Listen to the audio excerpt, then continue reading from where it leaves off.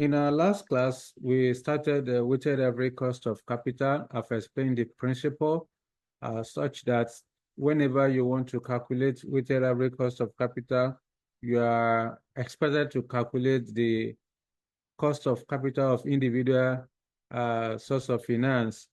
For example, you calculate cost of equity. If you have preference shares in the question, you go ahead and calculate cost of preference shares. Then if you have debt in form of a bond, loan note, or debenture, you also go ahead and calculate cost of debt. Then, of course, at the end of the day, once you are done with all of that, you go ahead and calculate the overall cost of capital for the firm or for the company. So this is what is known as the weighted average cost of capital. So we now say that when you want to calculate your weighted average cost of capital, you can either use market value or you use book value to weight the individual source of capital. Okay. So, and we said majorly at all time, you have to use market value as a basis for your calculation of the weighted average cost of capital, because market value is the value determined by the market forces of demand and supply. So as a result, it's more realistic, it's more appropriate to calculate the weighted average cost of capital relative to book value, because book value is historical value, the amount you have in the balance sheet. So that may not show the true picture. Okay, and that's why market value is more appropriate for that purpose. So we have had 2 examples. We have calculated 2 examples so far. Let's have additional scenario questions. Okay, right now. Then thereafter, once we are done with those 2 illustrations, then we'll move to, I will introduce you to project specific cost of capital. Okay, so quickly, let's go in and let me share my screen with you so that we'll be on the same page. So at your own hand too, you can go ahead and share your screen. Sorry, you share the open to the question so that we'll be speaking on the same page. Okay.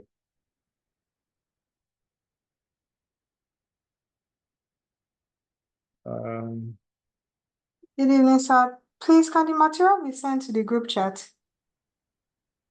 We have shared it on the severally. We have shared the material on the group, so you can ask anybody. Please, someone should help me share the material with that. But I've closed my WhatsApp. Somebody should reshare the cost of capital material again.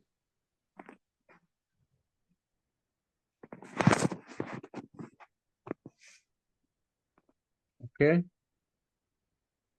So I believe you can see my screen. Yes.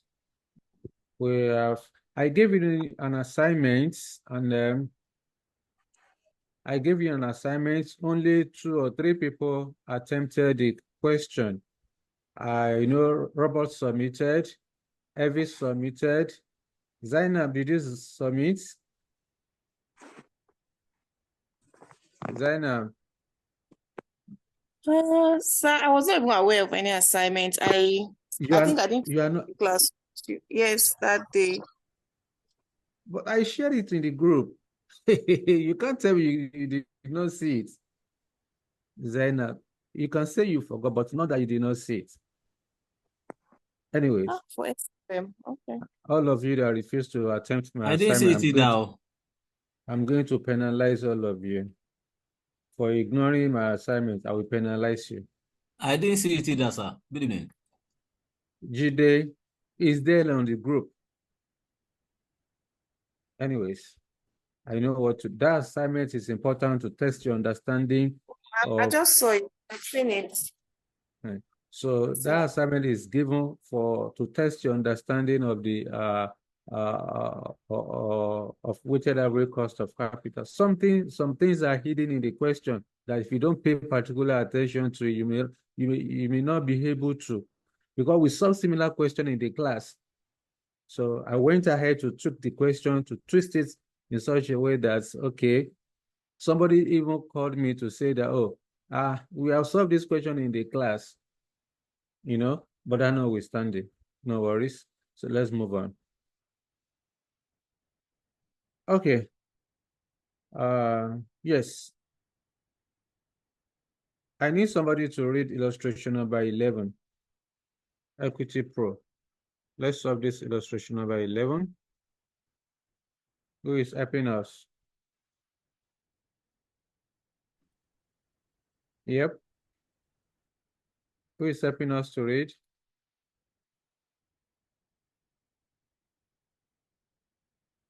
Okay. Let me read. The following figures have been extracted from the most recent account of Equity Pro PLC, the balance sheet as at 30th June 2015, as follows.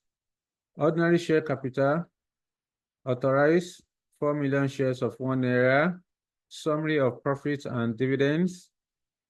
The current, that is 1st July 2015 market value of Equity Pro PLC ordinary share is ₦3.27 per share, cum div. So if I have this kind of a question on the day of my exam, I will just underline. Once I see cum div, I will underline. Something will call my attention that this ₦3.27, I can't use it. So I need to convert it to XDiv share price. Move on.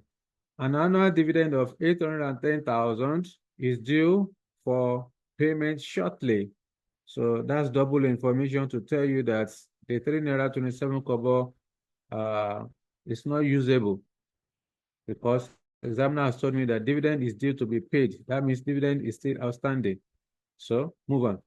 The debentures are redeemable at par in 10 years' time. So I also have a redeemable debenture, and I told you debts will be redeemable if and only if the redemption date is given. So examiner has told us that this debenture will be redeemed in 10 years' time. So 10 years is the redemption date. So confirm. Their current market value is 77.10 kobo. Okay, forget about the percentage. Okay, annual interest has just been paid. So interest has been paid. That means the 77.10 kobo is X in's price. There are no issues or redemptions of ordinary shares or debenture during the past 5 years. I don't need that information for anything. The current rate of corporation tax is 30%. Therefore, only you are required to calculate the cost of capital, which Equity Pro PLC should use as a discount rate when appraising new investment opportunity. Discuss any difficulties and uncertainties in your estimates. So examiner is asking us to calculate the appropriate cost of capital that Equity Pro PLC should use for new investment opportunities. So I want to calculate cost of capital. Examiner has us to calculate cost of capital. First thing first, you need to ask yourself what kind of cost of capital. Remember, I told you there are 3 categories of work.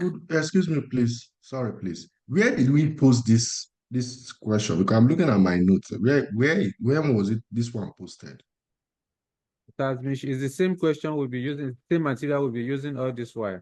Yeah, because the one we solved was you posted it as an extract. Maybe I'm just mixing everything up now. The material I'm showing on the screen, is that what you are saying? Yes, this one on the screen, yes. It's in the material we have shared since now, from day one. Yes. This is page what? Okay, this is page 14. Okay.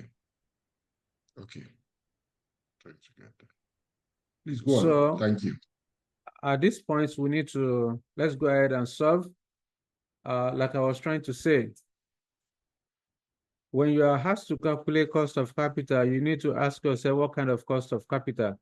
Okay, is it traditional weighted average cost of capital?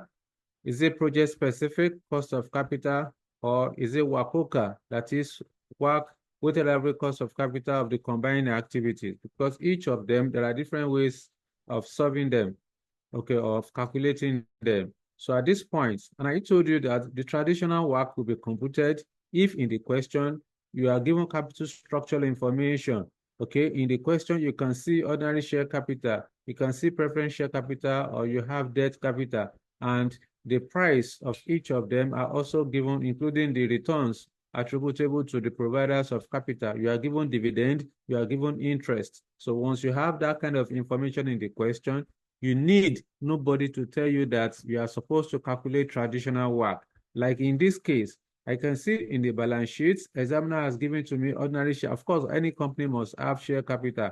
Then I can also see 7% debenture. So, but there is no preference share. What this simply means is that I need to go ahead and calculate cost of equity and cost of debt, because in the question, I have dividend information, I have share price information, I also have interest in the question as well. So first thing first, for me to be able to calculate my WACC, I need to calculate cost of equity. How do I calculate my cost of equity? Am I using dividend valuation model, or I'm using capital asset pricing model, or is it Miller and Modigliani? All this information we have discussed it previously. And but in this question, since dividend information is given, that means we are going to use dividend valuation model. So without wasting more time, let's quickly solve the question. I will stop sharing this and I'll move to the working notes. Please open to the material at your own hand so that you follow together.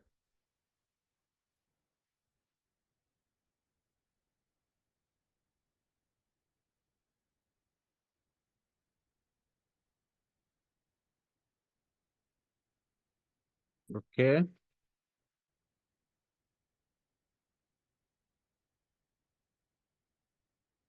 So the name of this company is Equity Pro Solution to illustration 11. Let me confirm. Yes. Solution to illustration 11. Equity Pro.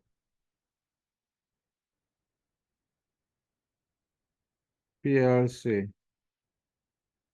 So examiner asked us to calculate appropriate cost of capital.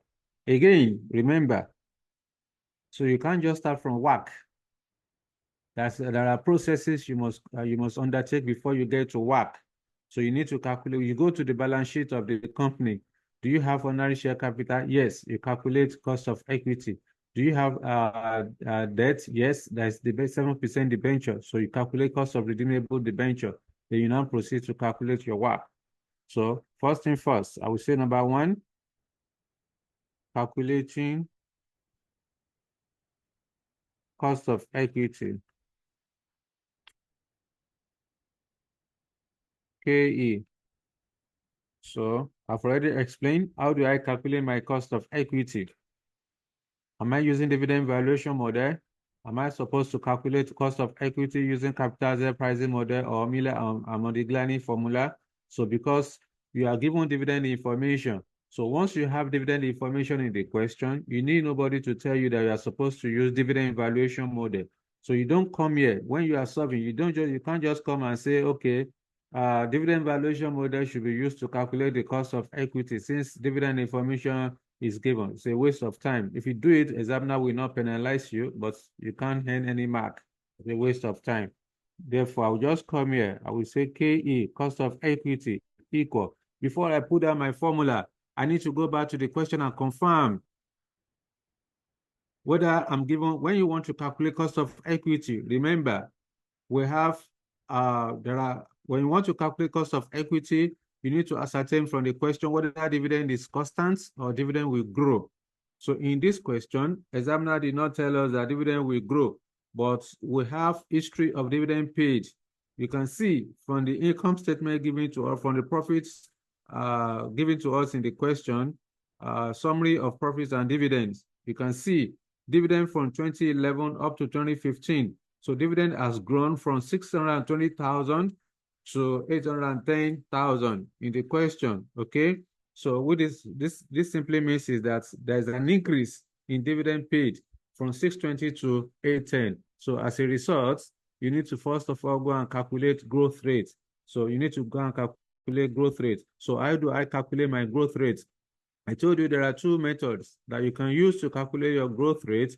You can either use historical patterns of dividend payment or you use Gordon growth. So the historical pattern of dividend payment is used when the history of dividend paid is given, or it is also known as averaging method. Like in this case, from 2011 up to 2015, the history of dividend paid was given to us. So meaning that we are going to use the historical pattern of dividend payment. If in the question, you are given information on profit after tax, or what we call earnings, and the capital employed, in that case, you need to use Gordon growth, but we don't have Gordon growth information in this question. So let's go and calculate our growth rate. Then thereafter, we come back to calculating the cost of equity. So this page will be for my calculation of the cost of equity as well as the cost of redeemable debenture.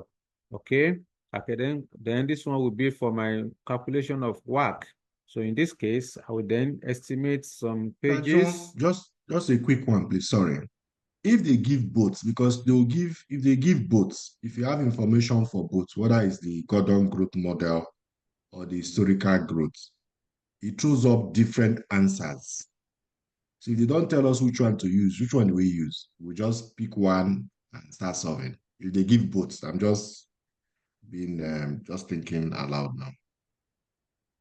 We solve similar. What is just asked now is what we solved in our last class. Under the management of Abakaliki PSA, when you are given information of historical pattern, you are also given information on Gordon. Both of them will solve. Once you are given the two of them, you have to solve two different costs of equity. That's what we did in our last class. All right. So if examiner is not specific, you have to do for the two. All right. So you can't just leave one and do the other one. So once you are given information on the two, we solve the two together. Okay. That's fine. All right then. So, okay,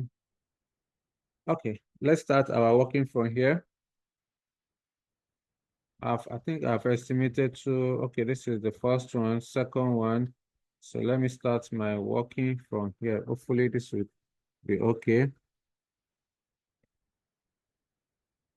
So working number one.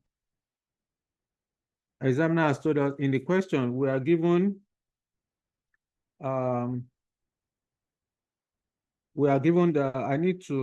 when I want to, I've seen in this question that dividend will grow because from 2011 up to 2015, dividend has increased from 620,000 naira to 810,000. But the growth rates, the extent of growth is not given in the question. Therefore, I have the information that will enable me to calculate the growth rate. So we need to go ahead and calculate growth rate. So as a result, before we calculate the growth rate, examiner also told us that because I'm going to need ex-div share price. So now that I know that dividend will grow, in that case, my formula will be, okay, my formula will be the current dividend, which is DO. Let me rewrite that. DO multiplied by 1 plus the growth rate, okay, divided by, so that this one does not look like 9.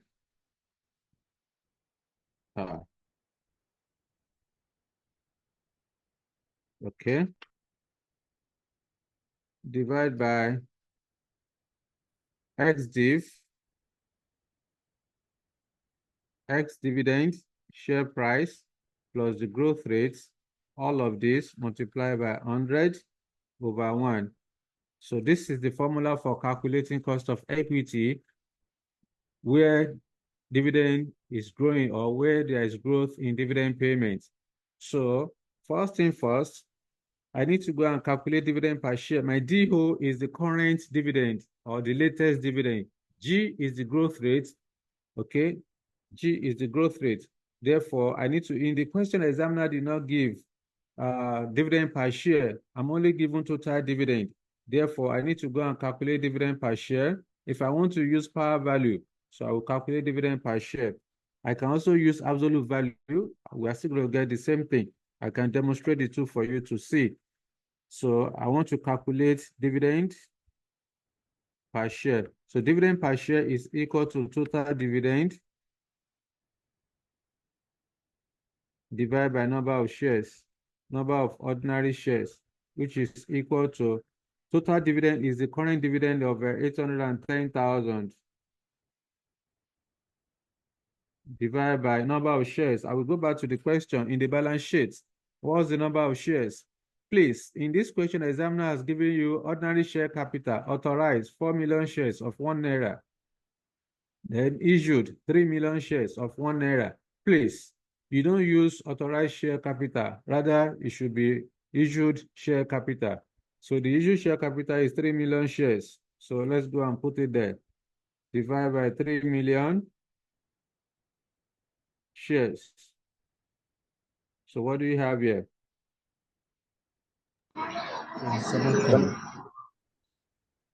810 divided by 3,000 equal, that's 27 kobo.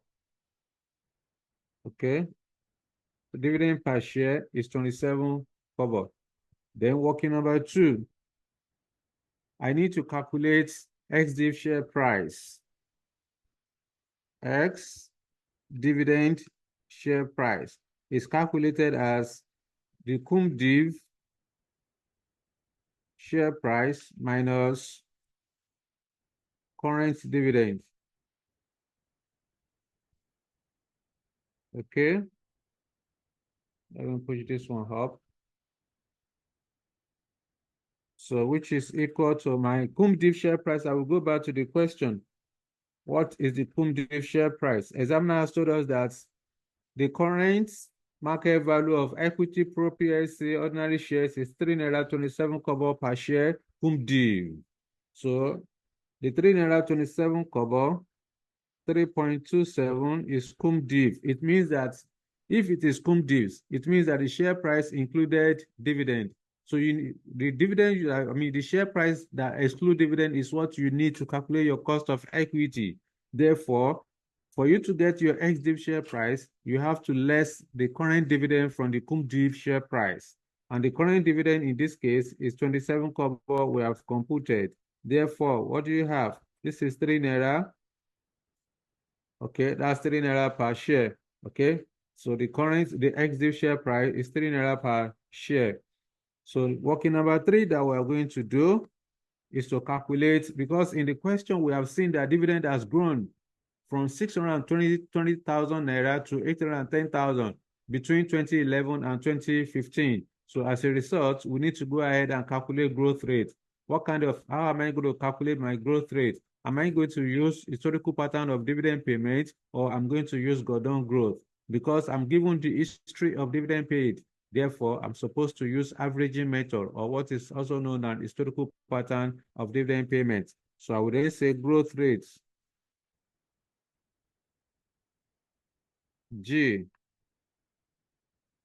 Okay, for me to get my growth rates, I gave you under historical pattern, I gave you 2 different formulas.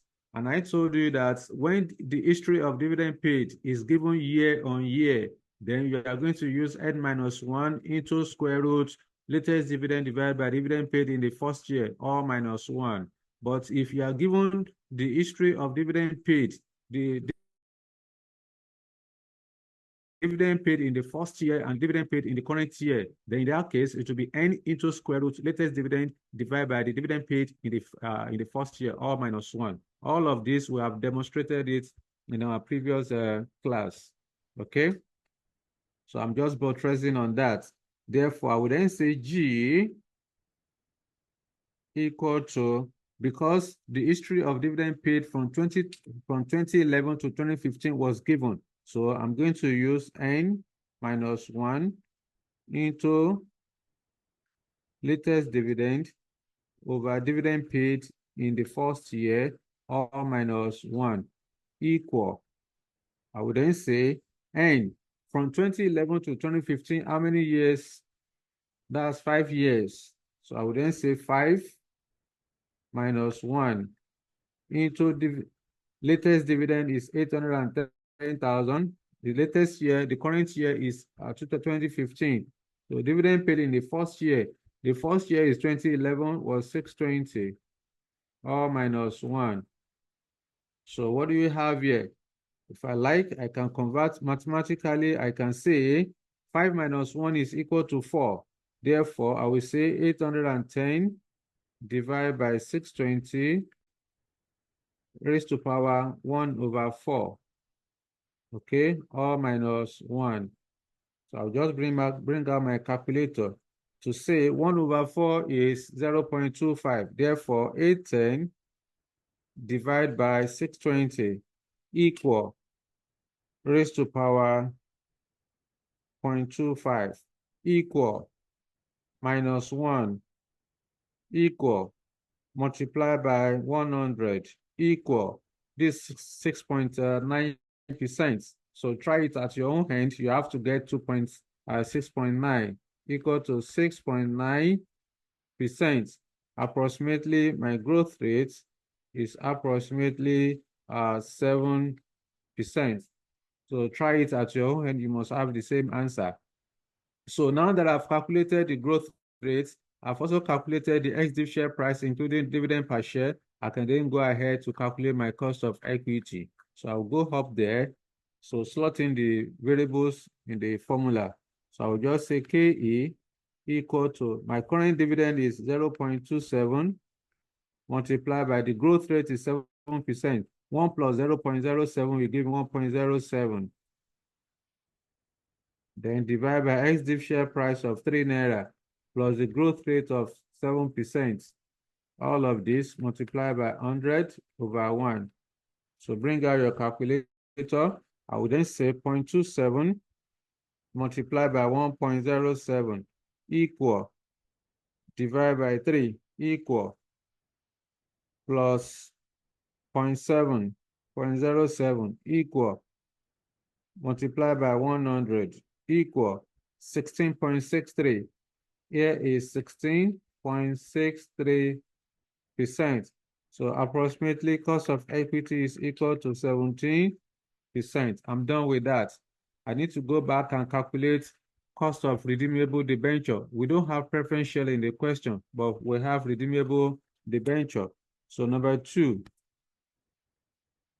cost, calculating cost of redeemable debenture.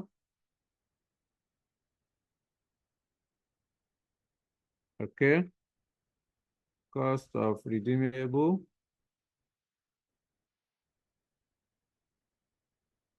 debenture. Now, so remember what I told you. When you are calculating cost of redeemable debenture, you are supposed to just go ahead and calculate internal rate of return. Okay, whenever you are asked to calculate cost of redeemable debenture or cost of redeemable debts or cost of redeemable preference share, simply go ahead and calculate the internal rate of return. Okay, and for you to be able to calculate internal rate of return, what are you supposed to do? There are just 2 procedures. One is to calculate to assume 2 discount rates that will produce 2 opposing NPV. One discount rate will give you a positive NPV. Another discount rate will give you a negative NPV. Then step 2, you go ahead and calculate internal rate of return. That's all you need to do. Okay. Please mute. So I would then say assume. Remember, I told you whenever you want to calculate your internal rate of return, always start from 10%. So you assume 10%. Why do you always start from 10%? Reason being that if you start from 10%, if 10% is positive, you can easily increase to 15%. If 10% for you to get a negative NPV. If 10% is negative, you can reduce to 5% to get a positive NPV. But if you start from 5%, if 5% is positive, you increase to 10%. 10% is also positive, you continue to do iteration. So it's a waste of time. That's what I'm suggesting, that at all time, always start from 10%, depending on the size of your cash inflow relative to the cash outflow. Okay, then. So I'm going to use only one table. Okay, I'm going to use only one table for my calculation of NPV. So I will create a column for year, description of items, Then I will have cash flow. I have discount factor at whatever percentage that I've assumed. Then I will have present value. Okay. Now we are starting from 10%. Okay. Now I will have year 0. I will then go back to the question, what's the redemption date of this debenture? We are told that it will redeem in 10 years' time. It means that from year 1 up to year 10, the company will pay a fixed interest to the debenture holders. Therefore, I will calculate fixed interest from year 1 to 10. Then at the final year, which is year 10, this debenture will be redeemed. I will then go back to the question, how are we going to redeem the debenture? Is the debenture going to redeem at par, at premium, or at a discount? Examiner has told us that it will redeem at par. At par means at 100 naira, because the debenture or debt is always quoted at 100 naira per unit, except examiner says otherwise. So at par simply means 100 naira. So here I will have current market value. Then here I will have fixed interest. Then I will have redemption value. Okay. So I need to get my current market value. I will go back to the question. What's the current market value? According to the question, the value per share is, we have gotten 3 naira. Sorry, for the debenture, the current market value is 77.10%. Just forget about the percentage. And we are told that annual interest has just been paid. If interest expense has not been paid, you cannot use 77.10. Rather, you are going to use X int price. But we are told that the debenture interest has been paid. Therefore, the 77.1 is already X int. So I would then say 77.10, put it in brackets. Discount factor at year 0 is 1. 1 multiplied by 77 will give us 77.10. So here is 10%. So let me complete my table.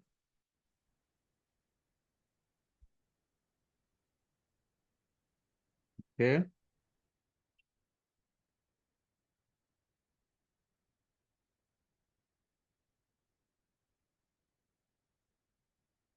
There is my NPV. All right then. So I need to go and calculate annuity factor of year 1 to 10 at 10%. Bring out your calculator. You already know all of this. So for me to get my annuity factor, please, if you don't know how to calculate annuity factor, please talk to me so that I can provide the formula for you. We'll do it together. So you want to learn. That's why you are online. You are online with me. So we have done it previously. Please can I provide the formula? Okay. So when you want to calculate annuity factor, let's go down there. So working number 4. I need annuity factor. AF. Annuity factor is used when the cash inflow is constant. When you are given a constant cash inflow, that's when you calculate annuity factor, because from year 1 to 10 is the same interest that we are going to pay. So it's constant.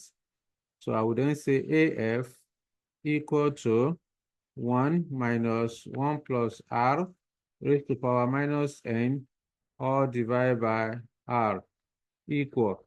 I will then go back to the question. I want to be sure. I will then go back to the question.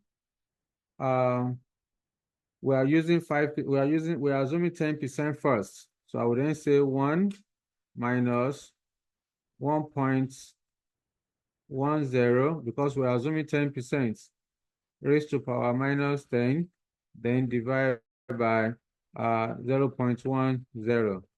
So what do you have here? So I will say you start from the parentheses, 1.1 raised to power 10 minus equal minus 1 equal divided by 0.1 equal. That's 6.145. Here is 6.145. Okay. So let's go and use that. 6.145. So I will then come here. My annuity factor of year 1 to 10 is 6.145. My fixed interest, my cash inflow for the fixed interest, I need to go to the question. Your fixed interest is the same thing as your coupon rates. Your coupon rates is the same thing as interest rates. So according to the question, the examiner has given us 7% debenture. That 7% is the coupon rate, or what we call interest rates. So if that is the case, I can use that 7% if and only if tax rate is not given to me.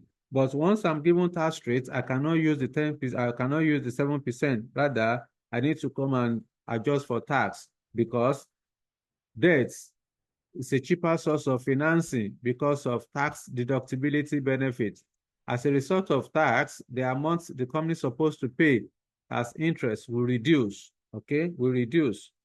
So because we have tax rate in this question, let's go and adjust for that. I can't use 7%. See the way we are making adjustment before we post? So this is what is expected of you. Number 5. I want to calculate post-tax interest. It can be called post-tax or after-tax interest. It's the same thing. So the post-tax is calculated as interest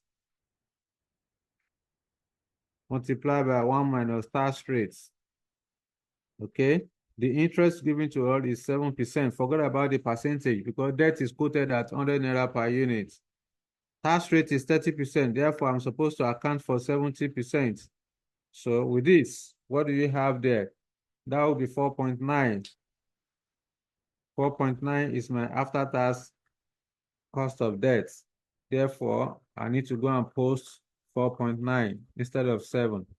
You can see, instead of the company to pay 7 naira, it will be 4.9 naira. So that's the after-tax cost of debt.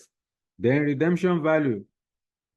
Examiner has told us in the question that the debenture will be redeemed in 10 years' time at par. At par means 100 naira. So if it's at a premium, it will be more than 100 naira. If the debenture will be redeemed at a discount, it will be lower than 100 naira.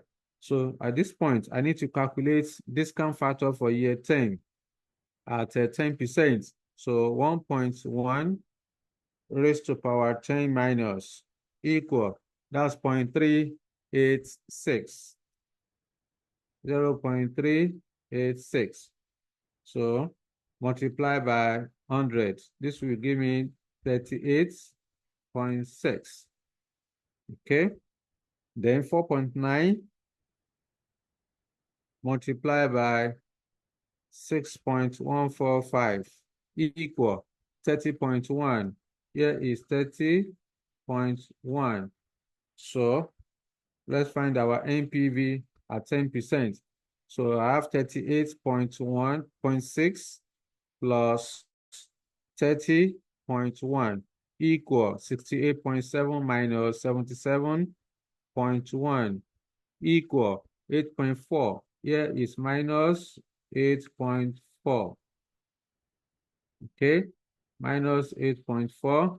So I assume 10%. We assume 10%, we got a negative NPV of 8.4. So we need to assume a lower discount rate that will give us a positive NPV. Okay, so let's assume 5% and 5%.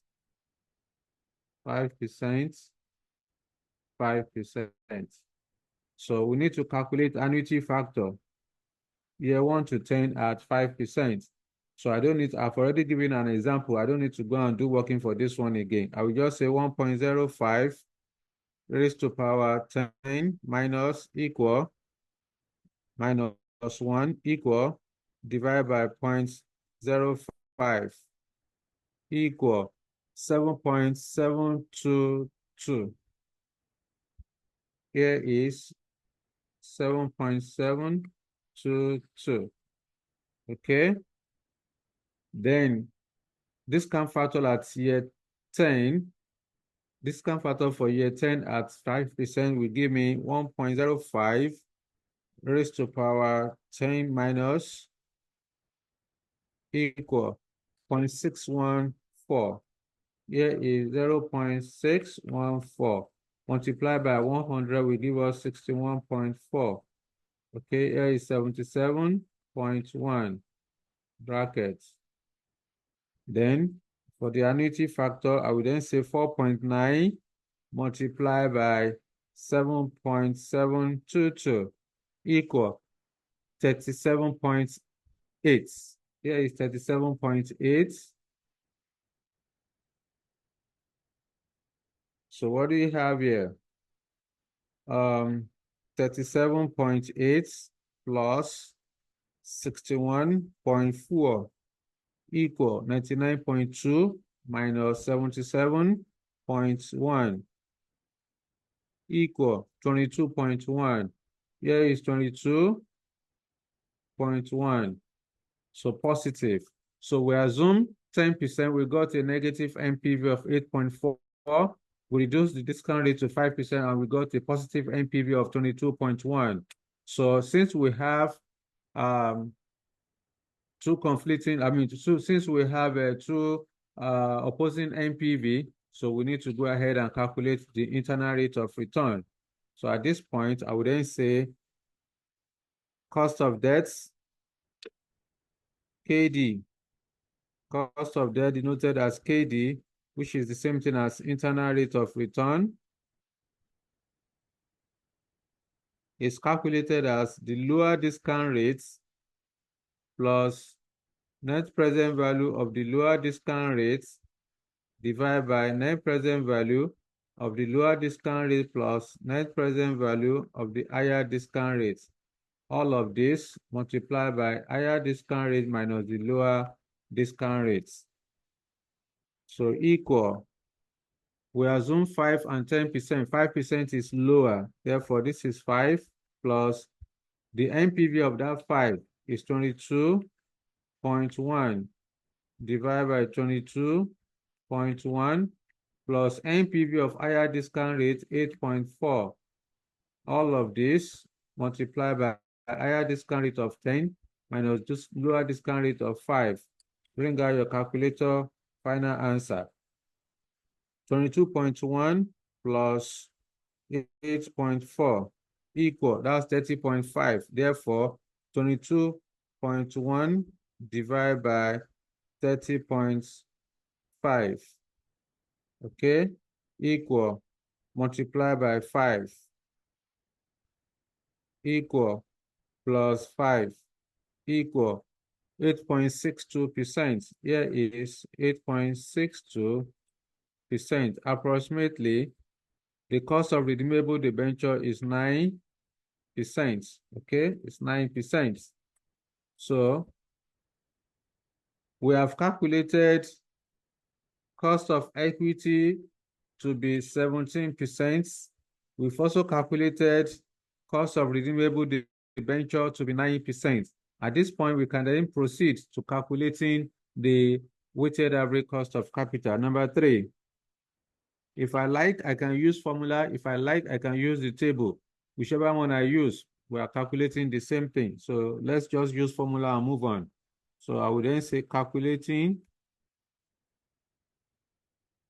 weighted average cost of capital, KW. Therefore, KW equal to equity value divided by equity plus debt. In this question, we don't have preference shares, so they are just 2.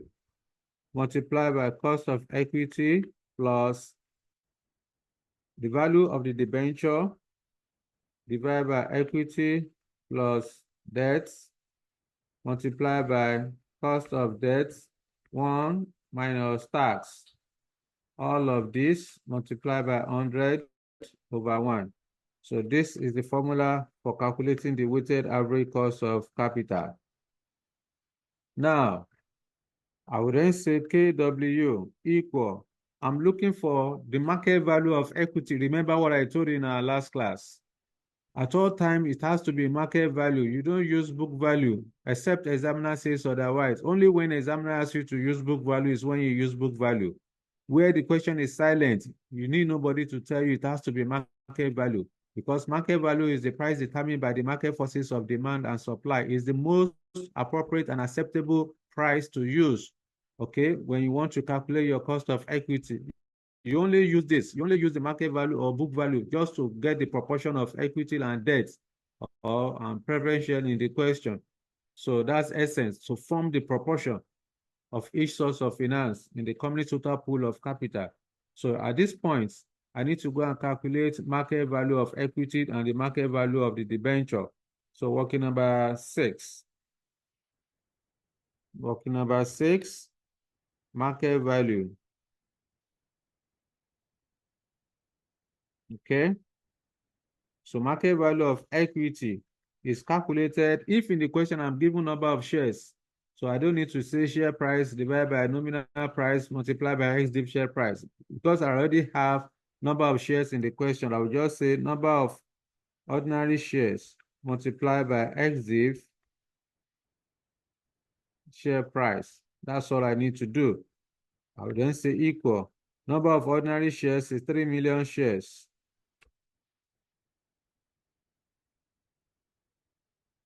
Multiplied by ex-div share price of 3 naira. We have done the working previously. That's working number 2, I think. Yeah, that's working number 2 here. Okay. That's the ex-div share price.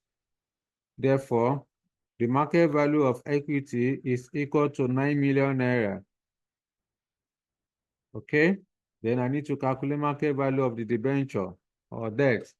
So the market value of the debt is calculated as nominal value. Nominal value is the balance sheet value, the amount you have in the balance sheet, multiplied by the ex-int price, ex-interest price. The interest expense must have been paid, okay? If the interest expense has not been paid, that is cum-int price. So divide by 100 naira. Remember, debt is quoted at 100 naira per unit. The 100 naira is constant. Therefore, D equal to, I will then go to the balance sheet. What's the nominal value of this debenture? According to the question, 7% debenture, 1.3 million. Okay, 1.3 million is the nominal value. Here I will say 1,300,000 multiplied by what's ex-int price? The ex-int price is 77 naira 10 kobo, 0.10. So you divide it by 100 naira. Therefore, what do you have? 0.771 multiplied by 13. Okay, that's 1,002,300 naira. Okay, 1,002,300. That's the market value of the debenture. So the total market value, I would then say total market value of equity and debt will then be equal to, equity is 9 million, debenture is 1,002,300. So total market value will then be 2,300. Okay, 10,002,300. That's that. Okay, that's total market value. So I can then come here. I will come from my work. The value of equity is 9 million. Here is 9 million divided by total market value, which is 10,002,300 naira. Then multiply by cost of equity of 70% we have computed. So I'll keep this one on one side plus open a bracket.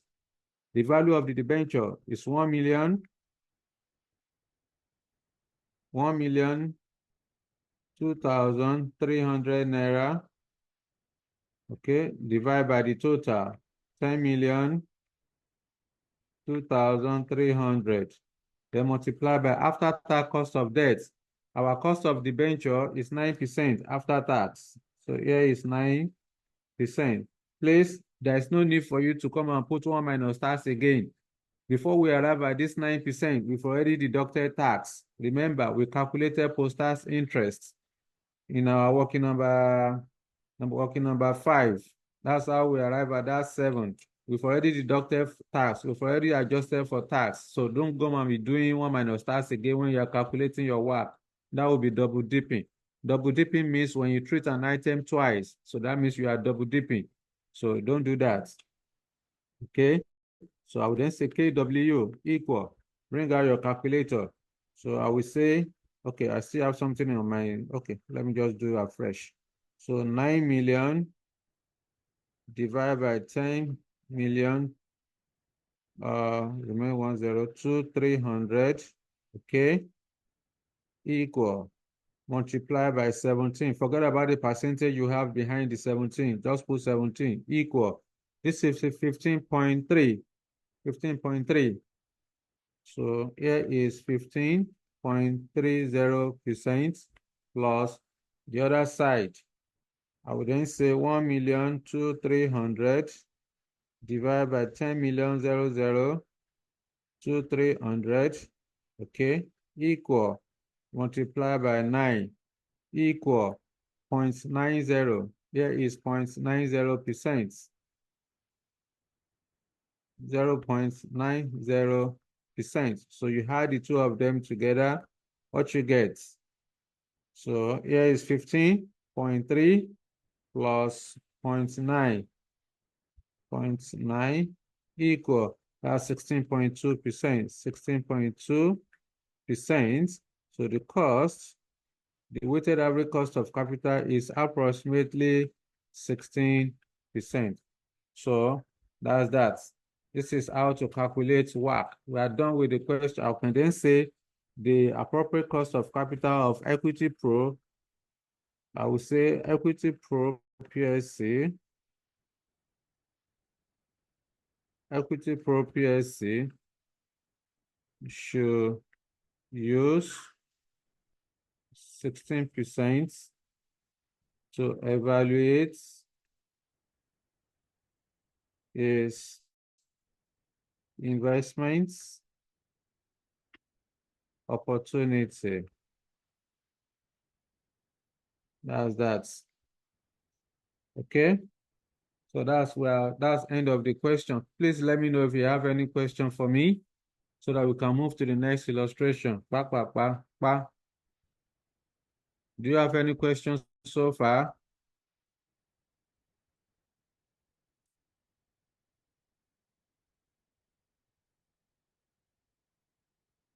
Okay, so if there's no other question, let's move on. I will stop sharing this and move to another illustration.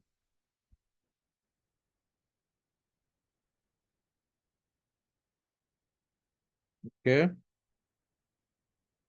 Let me share the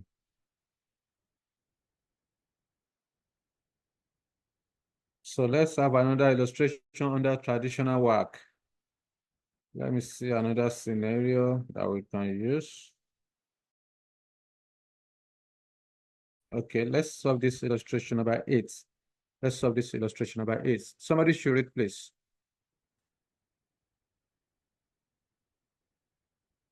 Somebody should read for us. Who is reading? Toyota Thank you. Limited and Honda Limited are two companies in the same chemical industry. While Toyota has automated its operations, Honda is just in the process of doing so. Both, however, use good quality materials in their production process, and their products are well accepted in the market. For the year ended 31st December 2012, each company had net turnover of 4.8 million. The actual kegs of chemical sold here were Toyota 320,000 and Honda 300,000. Other operating statistics for each company for 2012 is as follows. These two companies summarize balance sheet as at 31st December 2012 as follows. Yeah, required. Assuming that the market values of preference share and debentures are the same as their net book values, you are required to advise the management of the two companies on the appropriate cost of capital for the purposes of project evaluation. Thank you very much, Gwemisola. So that's the requirement. Examiner is asking you to advise the management of the two companies on the appropriate cost of capital for the purpose of project evaluation. Again, examiner is asking you to calculate cost of capital, appropriate cost of capital. Therefore, what are you supposed to do? I will go to the body of the question. First thing first, I need to check the balance sheets. I want to know the capital structure, how the company finances operation. In this question, for both Toyota and Honda, I can see ordinary share capital, but only Toyota has a preference shares of 400,000. Then the debenture for the two companies as well. So because I have this, examiner also mentioned to me in the question that I'm given. When you look at the operating statistic given to us, we are given ordinary dividend payout ratio. So examiner has given us payout ratio of 50% for each company. So I'm also given the current market price of ordinary shares. So this simply means that I'm supposed to calculate traditional weighted average cost of capital. Therefore, as a result, how am I going to do this? For me to be able to calculate traditional weighted average cost of capital, because this is a company, I have to calculate cost of equity. In calculating my cost of equity, I need to check from the question, am I given dividend information? Examiner did not give to me the amount of information and the amount of dividend paid, but I'm just told that ordinary dividend payout ratio is 50%.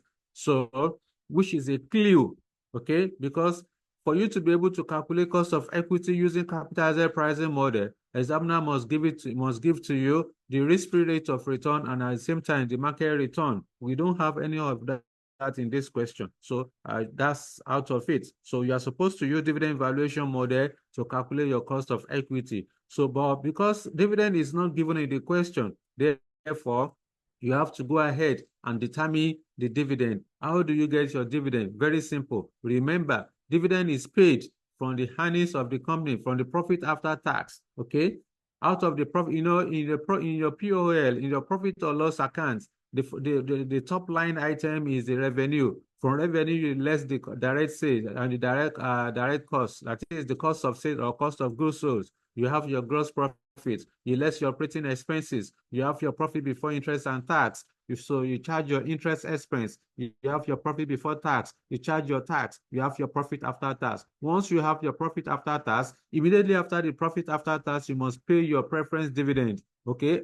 After the preference dividend, then you are going to have profit available for distribution to the owners of the business. So from this profit available for distribution to the owners is where you are going to charge your dividend. You are going to charge your ordinary dividend. So once you charge your ordinary dividend, that's ordinary dividend is what we are looking for, okay?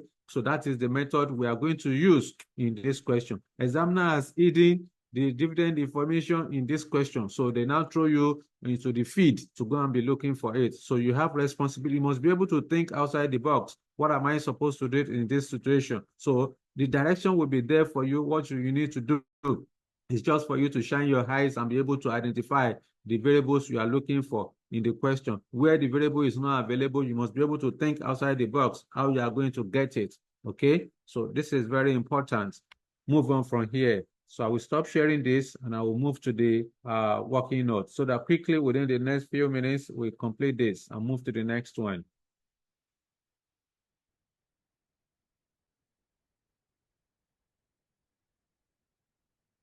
Okay.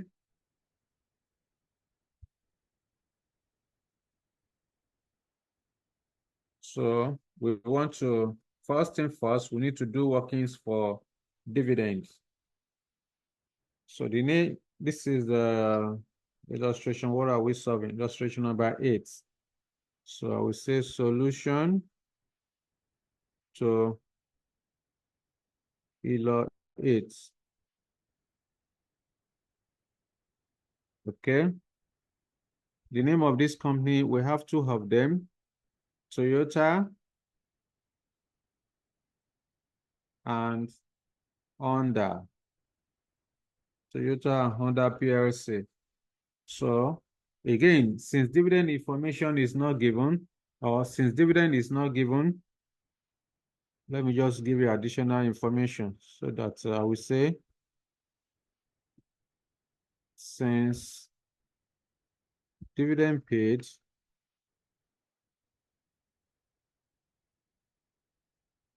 is not given, this will need to be calculated. This will need to be calculated using the available information. That is the dividend payout ratio of 50%. Okay, so you can't just say that 50% will be useless if you don't have the profit after tax. Okay, so now I would then say I want to calculate the dividend. So calculating dividend, I will do for the two companies. I have Toyota first. I also have Honda. Okay.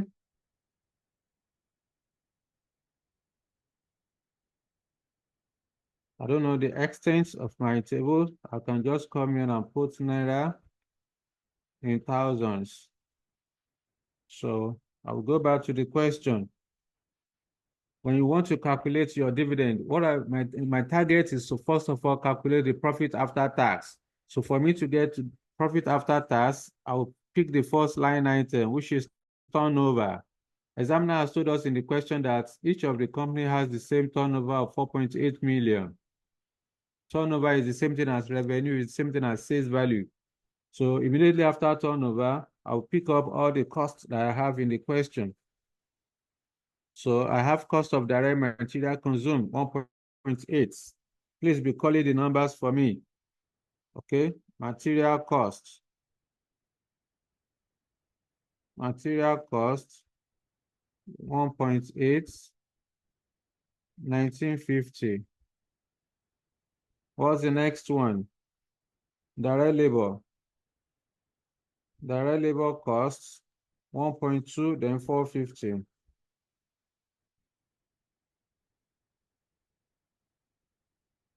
Labor costs, 1.2,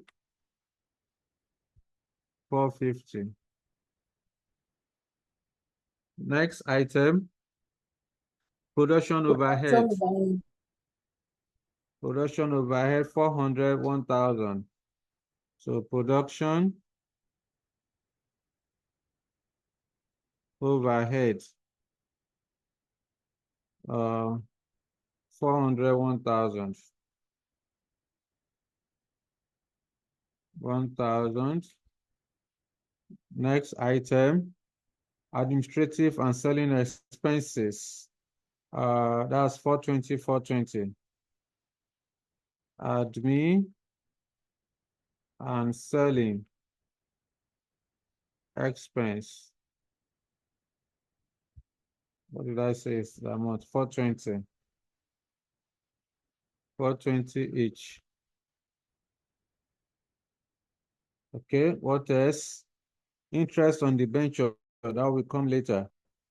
So at this point, I need to find the hiatus. What's the difference? What's the difference? 48, let me do for under. 48 minus 1950 minus 450 minus 1420 equal 980. I will expect you would have done for Toyota. You are waiting for me to 980. the same 980. Thank you. So this represents profits before interest and tax. So immediately after profit before interest and tax, you have to charge interest expense. I would then say interest expense. We have debenture interest. How much is debenture interest according to the question? 100,000 then 180. 100, 180. What's the hiatus? Here is 880. Here is 800. Okay, this represents profits before tax. From this, we need to charge company income tax. So I will charge tax. I will then go to the question. What's the tax rate given to me? Tax rate is 30% each of them. Tax at 30%. Therefore, what's 30% of 880? Okay, 880 multiplied by 0.3 equal 264. Here is 264. So 264 minus 880. Okay. Here is 616. This is profits after tax. The other side, 800 multiplied by 0.3, 240. 240 minus 880 will give me 560. Okay. 800 minus 240, that's 560. Okay. So that's profit after tax for both. Immediately after the profit after tax, you need to settle, you need to pay preference dividend if you have it in the question. However, Toyota has preference dividend, therefore you need to pay preference dividend. Because preference shareholder will be settled before ordinary shareholders. So I will then go back to the question. How am I going to pay the preference dividend? Examiner has told us in the question that if you look at the balance sheets, you are told that 400,000, 10% preference shares. So the nominal rate for the preference share is 10%. Therefore, it will be 10% of the nominal value of 400,000 naira, not 10% of preference, or not 10% of profit after tax. So when you want to pay your preference dividend, it has to be the nominal rates multiplied by the nominal value of the preference share, which is 400,000. So let me rewrite this so that we get a space. So 400,000 multiplied by 10%, which is 40,000. So Toyota Honda does not have preference share. So here is 560. Then here is 576. I think. Please let me confirm. 616 minus 40. Yes, 576. So this 576 is called profit attributable to owners. Profits attributable to ordinary shareholders. Okay, so it is from this profit you are going to pay ordinary dividends. So I would then say ordinary dividend. Examiner has told us that dividend payout ratio is 50%. So ordinary dividend at 50%. Therefore, what's 50% of 576? That's 288. 288. Then 560. 280.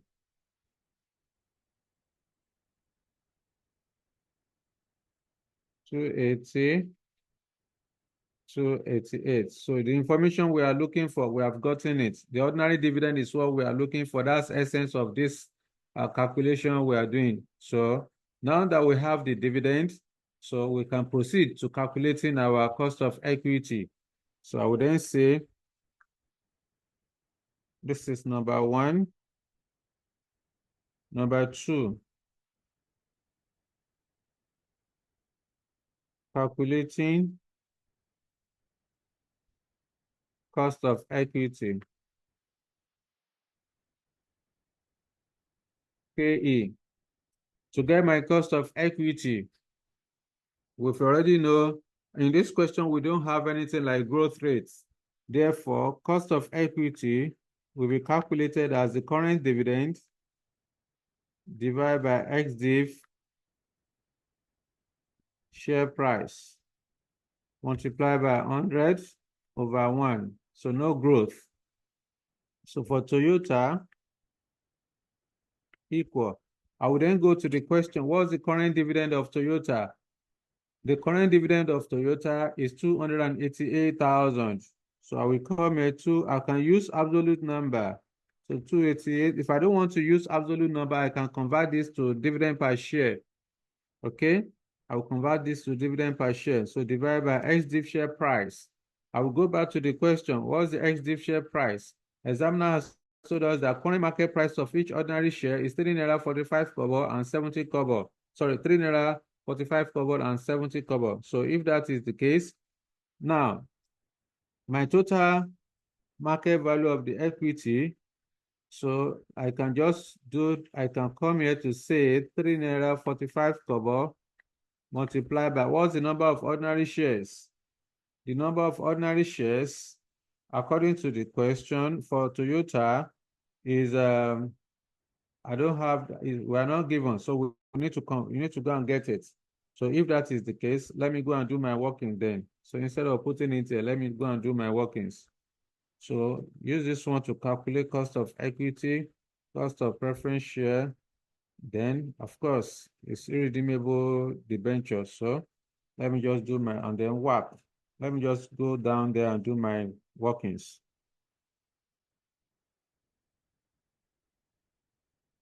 So working number 1, I want to calculate market value. If I like, I can do dividend per share. I can say dividend per share equal to total dividend divided by number of ordinary shares. So for Toyota, equal. Total dividend for Toyota is 288,000. Okay. Then divide by number of shares. I'll go back to the question. What's number of shares of Toyota? Examiner did not give to us number of shares of Toyota. We are given share capital. Share capital for Toyota is 1 million naira. So 1 million naira divided by nominal price of 1 naira. So that will give you 1 million shares. Therefore, I can say 1 million, which is equal to share capital of 1 million divided by 1 naira. So that's what gave us that 1 million. So what do you have here? 288 divided by 1,000. That's 0.29. Okay. Dividend per share is 0.29. Okay. Then for under, we do the same thing. Under is 280, I think. Is it not 280 we got? Let me confirm. Yes, 280 for under.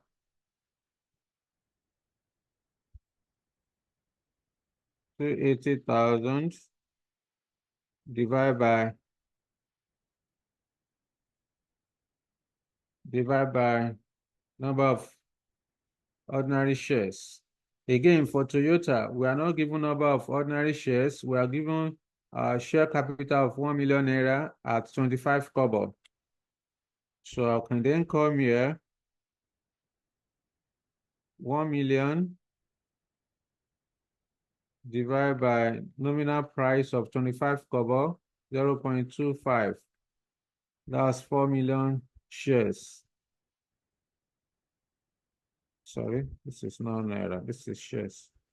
So 4 million shares equal. So bring out your calculator. 280 divided by 4,000. 0.07. That's 7 kobo. Thank you. 0.07. So that's that. So at this point, I can then go up there. The first one is 0.29.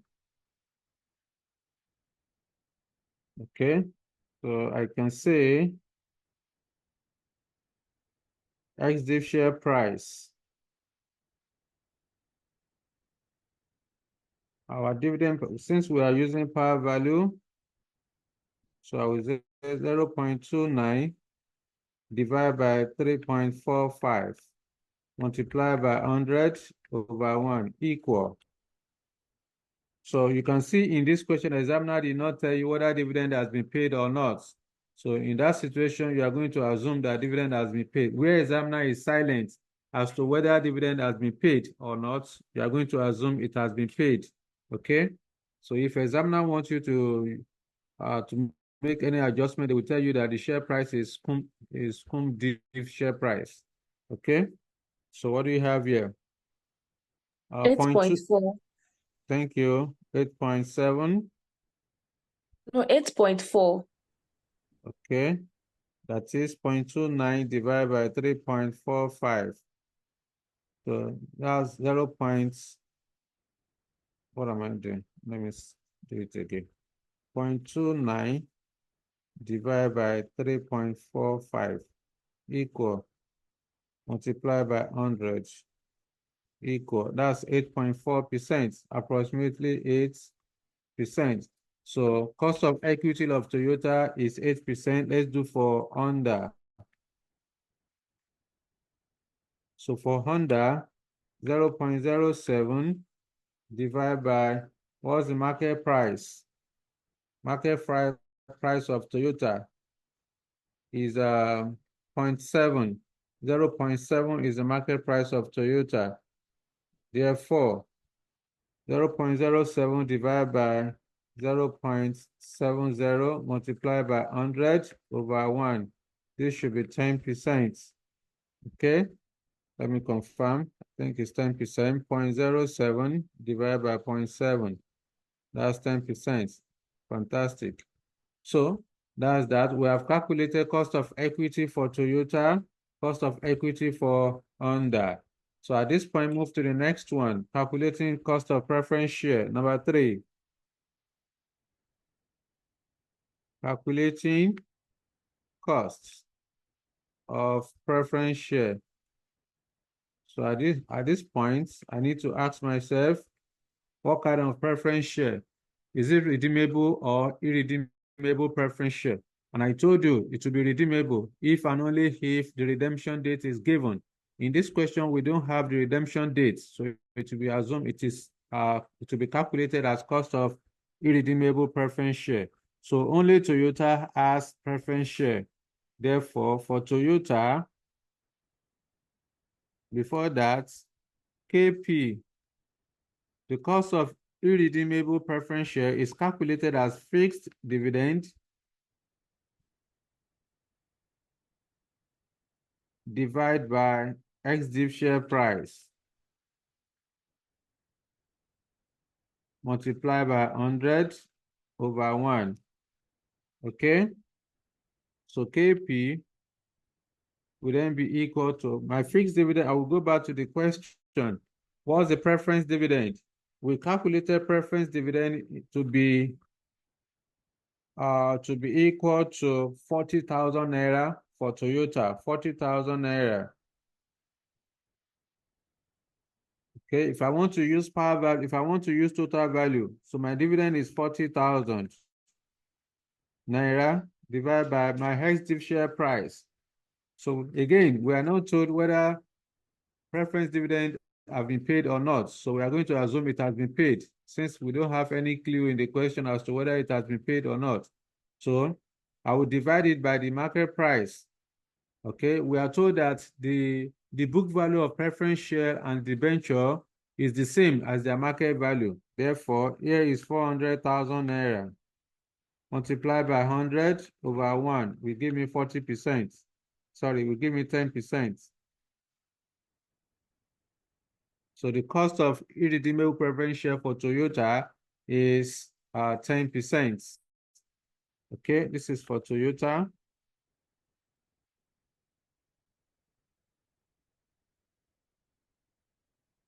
So Honda does not have preference share. So the lastly, number 3, number 4, I need to calculating cost of irredeemable debenture, KD.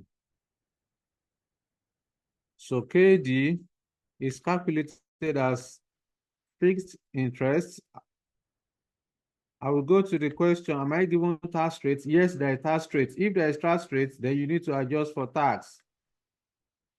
Divide by X int price. Multiply by 100 over 1. So for Toyota, cost of debt for Toyota, the fixed interest, I will go to my calculation above. The interest expense that we have calculated for Toyota is 100,000 naira. So here is 100,000 naira. You adjust for tax, okay? Tax is, what's the tax rate in the question? Are we given, yes, tax is 30%. So 1 minus tax. So we have to account for 70%. So 1 minus 0.0, 1 minus 0.3 will give you 0.7.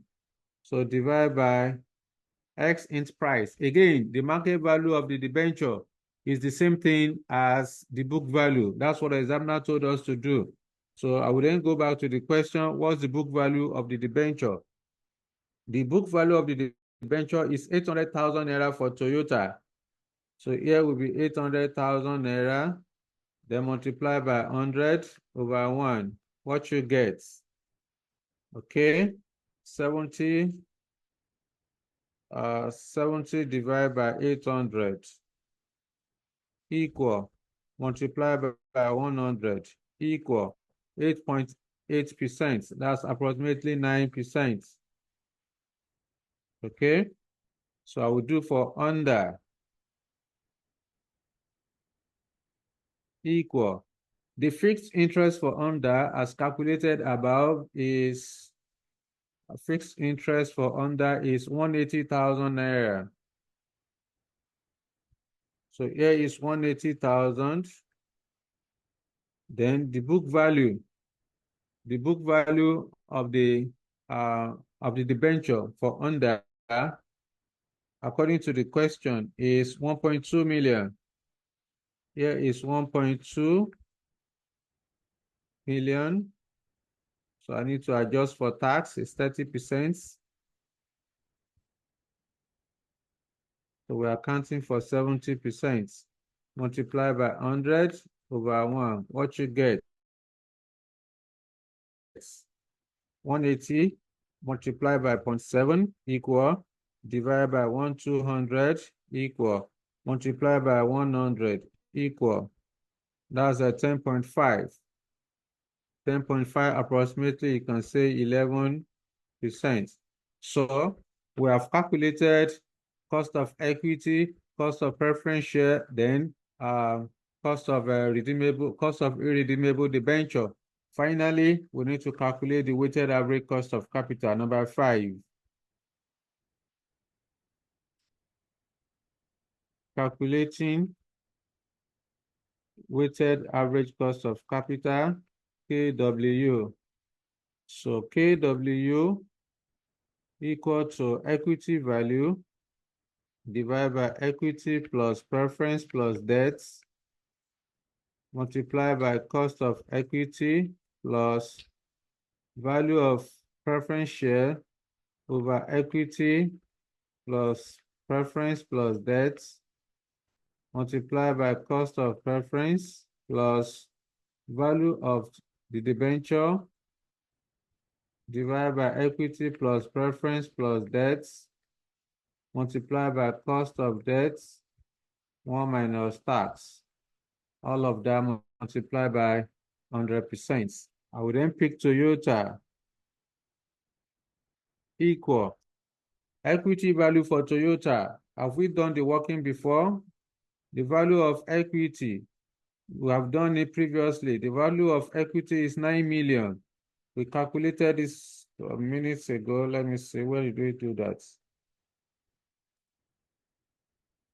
The market value of equity is 9 million.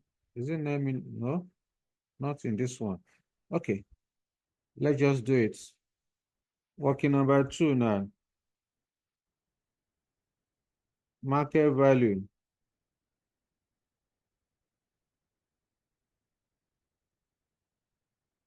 Okay. Market value of equity is calculated as, because in this question we are not given, even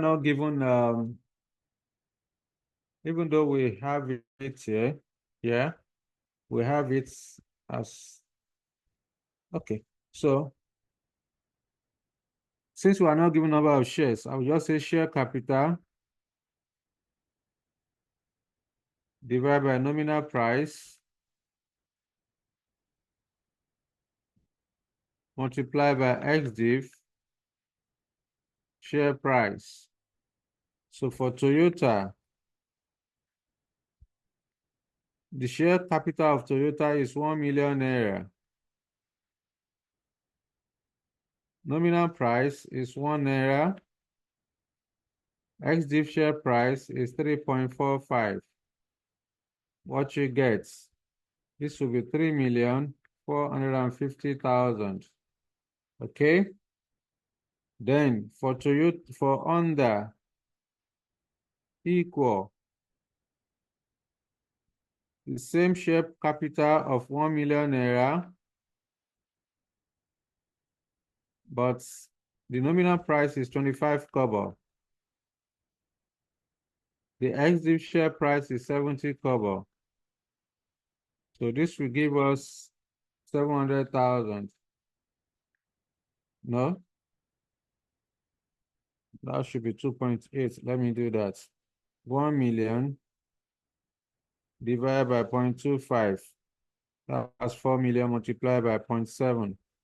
2.8.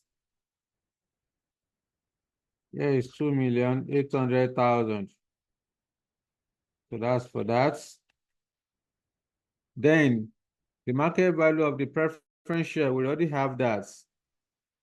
P equal to share capital. Examiner has told us in the question that the market value of preference share is the same as their book value. So I don't need to waste my time. So no need to put in any formula here. It's 400,000. So here is 400,000 as given in the question. Book value. Okay, this is for Toyota. Only Toyota has preference share.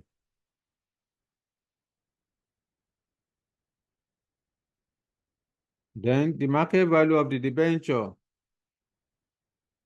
Market value of the debenture, G, will be calculated as examiner also told us, the market value of the debenture is the same thing as their book value. So life has been made so easy for us. So I don't need to be stressing myself. So D will then be equal to book value. Same as book value. Therefore, for Toyota, is equal to the book value of the debenture for Toyota, I think is 2 Let me go back to the question. Debenture 800,000, 800,000, then 1.2 for under. Okay.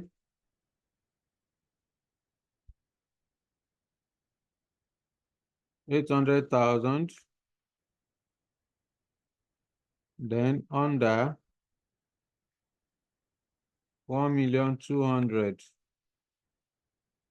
So that's it. So I can then come here. If I want to do total market value, so total market value of equity plus preference plus debt. So for Toyota, total market value of equity for Toyota is, market value of equity for Toyota is 3,450. 3,450,000 plus market value of preference share for Toyota is 400,000 naira. Market value of the debenture for Toyota is 800,000. Add it together, what you get? 3,450,000.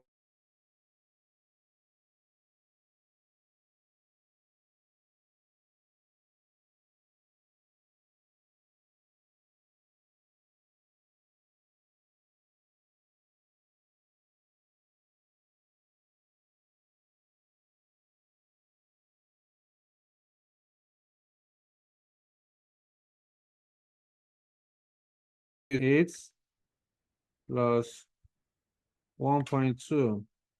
There is no preference share for under. So total is 4 million. So let's go and put it there. I'm calculating WACC for Toyota.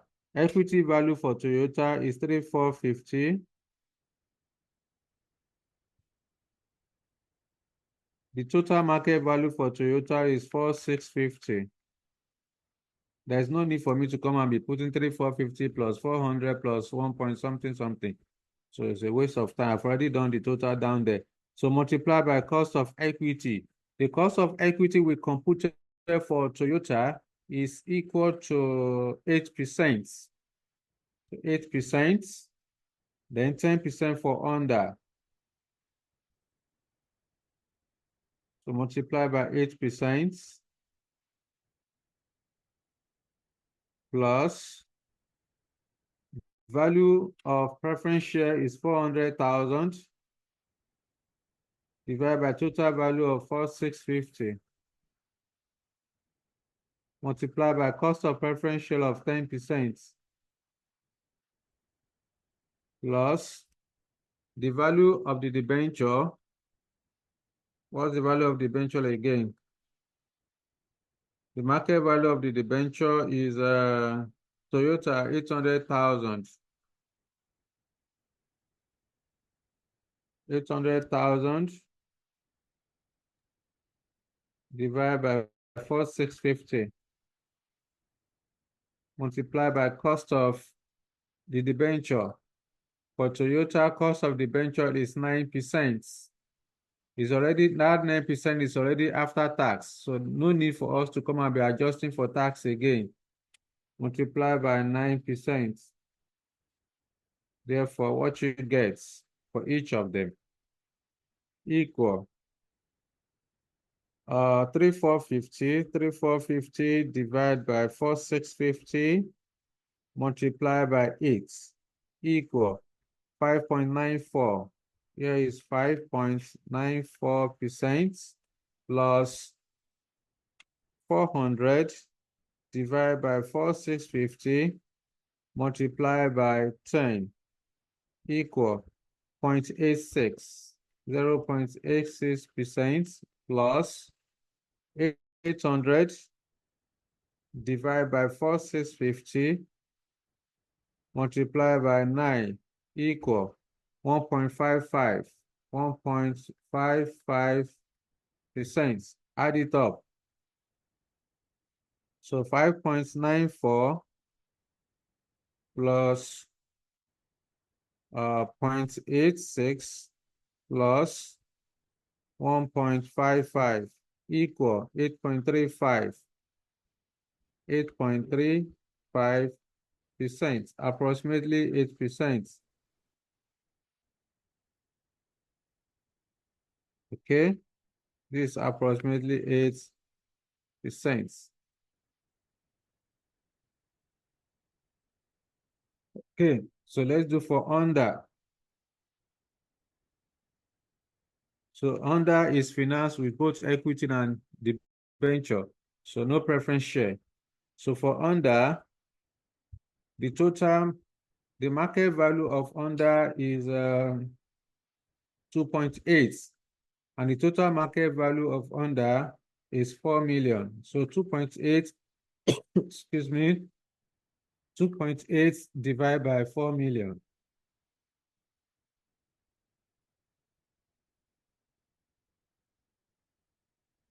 Let me write that.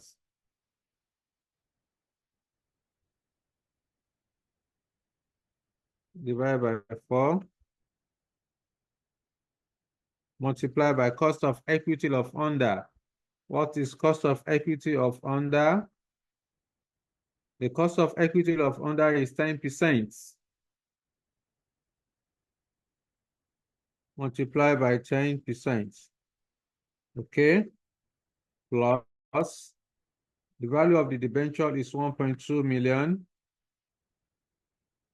Divided by total of 4 million. Multiply by cost of debt of under. The KD of under is 11%.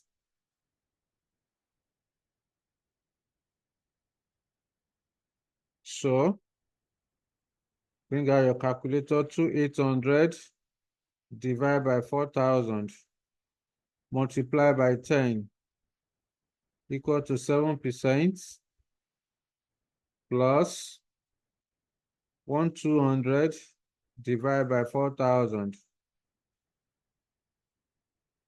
multiply by 11, 3.3. Here is 3.3% equal to 10.3%. So approximately the WACC of under is 10%.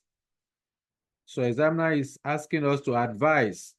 I would then say, let's go back to the question to read the requirements.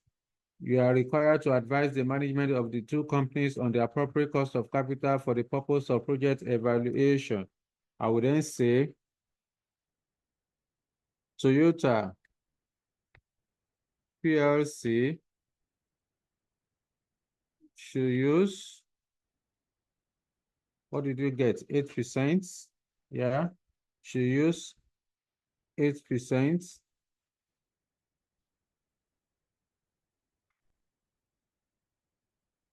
for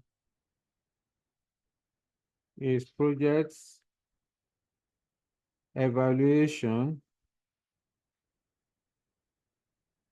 Why under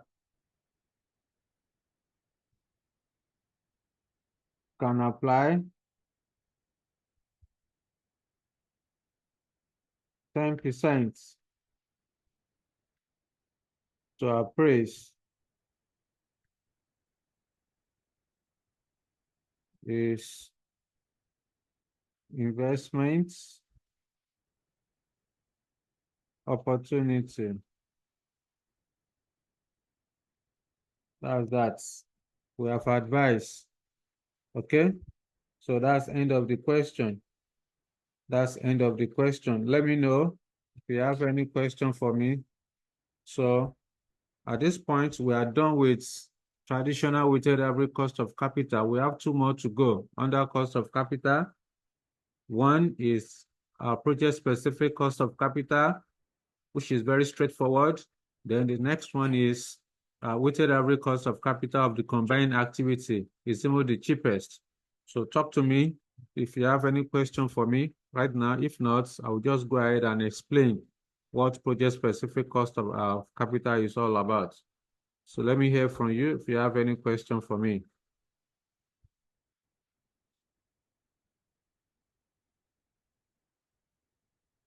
Okay, so I assume you are fine.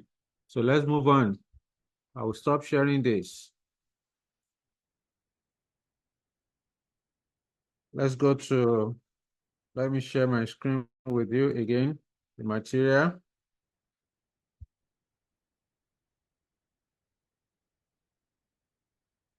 Now,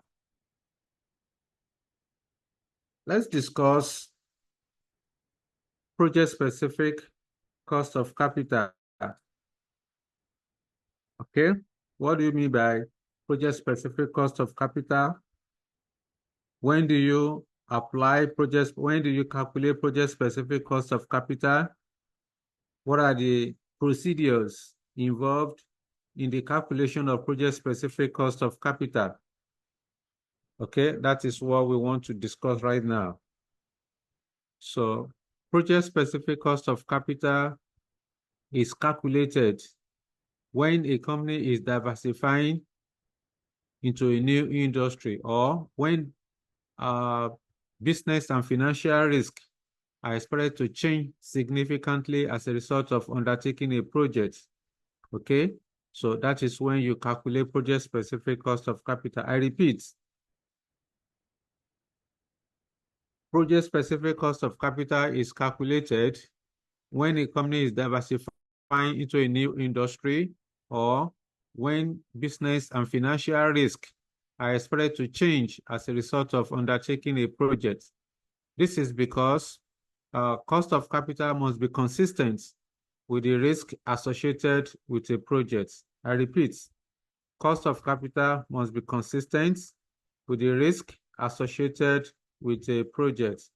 Therefore, the company must ensure that the cost of capital incorporates both business and financial risk associated with the project. So when you want to calculate project-specific cost of capital, there are some terminologies you should get familiar with. One of them is business risk. There's also financial risk. What do you mean by proxy company? What do you mean by beta value? Beta divided into two, asset beta and then equity beta. All of this, you must know them, because these are the things you are going to be making reference to when you are calculating project-specific cost of capital. So let's take it one by one. What do you mean by business risk? The business risk is the risk associated with the industry where a company operates. For example, Equity Professional Limited is a business that is operating in the education industry. Therefore, the risk associated with education industry is different from the risk associated with a manufacturing company or a communication company or oil and gas. So when you want to measure the risk associated with the industry where a company operates, then you need to calculate business risk. And the business risk is calculated using asset beta. So when we get there, we'll explain to you what asset beta is all about. Okay, but just note that business risk is the risk associated with the industry where a company operates. Okay, that's one. Then two, what do you understand by financial risk? Financial risk is the risk arising from debt financing. Okay, is the risk arising from debt financing when a company finances operation with debt capital.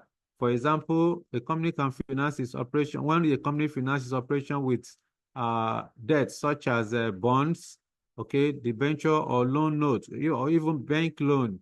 So this may expose the company to financial risk, because if the company fails to pay the debt, the debt holders may take over the company. So that may dilute the ownership control of the business. And that is what is called financial risk. So I repeat, financial risk is the risk arising from debt financing. Okay. Now, that's that. Then what do you mean by comparable company or proxy company? What is proxy company? Proxy company is also known as comparable company. A comparable company is the company that operates in the industry where a company is moving to. Okay, is a company that operates in the industry where a company is moving to. It is assumed that the proxy company has similar business risk with the main company. Say, for example, Equity Professional is into education, and then Equity has investment opportunity, new investment opportunity in the communication business, in the communication industry. So if Equity Professional wants to execute projects in the communication industry, and we need to, Equity cannot just go ahead and establish, that project. You need to meet with the company that are already operating in the industry and borrow their beta. Okay, so the company operating in the communication industry are comparable companies, because it is assumed that both those companies operating in the communication industry and the Equity Professional, they have similar business risk. Okay, so again, I will repeat, comparable company or proxy company are companies that operates in the industry where a company is moving to, and it is assumed that both the main company and the proxy company have similar business risk. Okay, so I've also given you an example, because it is not appropriate, okay, it is not appropriate to use the existing cost of capital of the main company. Okay, it is not appropriate to use the existing cost of capital of the main company to appraise the project, and that's why the company will need to borrow the beta of the proxy company. So that beta of the proxy company is what that will be used to estimate the new cost of capital, which is what is known as the project specific. This new cost of capital must incorporate both business and the financial risk associated with the project. Okay, so that is that. Finally, let's talk about beta. Okay, let's talk about beta. What do you mean by beta? Beta is a measurement of risk. We use beta to measure project risk. Okay, there are two types of beta. There is asset beta and there is also equity beta. Asset beta measures only business risk. When you want to measure the risk associated with the industry where a company operates, you need to calculate asset beta. I repeat, asset beta measures only business risk, and business risk is the risk associated with the industry where a company operates. Asset beta is also known as ungeared beta. Okay, asset beta is also known as ungeared beta. Please, all these things you need to get used to them. Ungeared beta. Okay, that's asset beta. Asset beta is also known as ungeared beta. So that is for that. Then let's talk about equity beta. Equity beta measures both business and financial risk. Okay, equity beta measures both business and financial risk. And then equity beta is always higher than asset beta because it includes both business and financial risk. Look at the difference between the two. I said asset beta measures only business risk. Asset beta is also known as ungeared beta. Okay, and I said equity beta measures both business and financial risk, and it is always higher than the asset beta because it measures both business and financial risk. It includes both business and financial risk. So that is for that. So the last thing I'm going to tell you now is how to calculate project-specific cost of capital.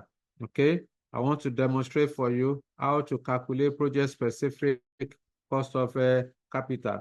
So when you want to calculate project-specific cost of capital, there are 5 procedures you need to undertake. Okay, there are 5 procedures you need to undertake in order to calculate project-specific cost of capital.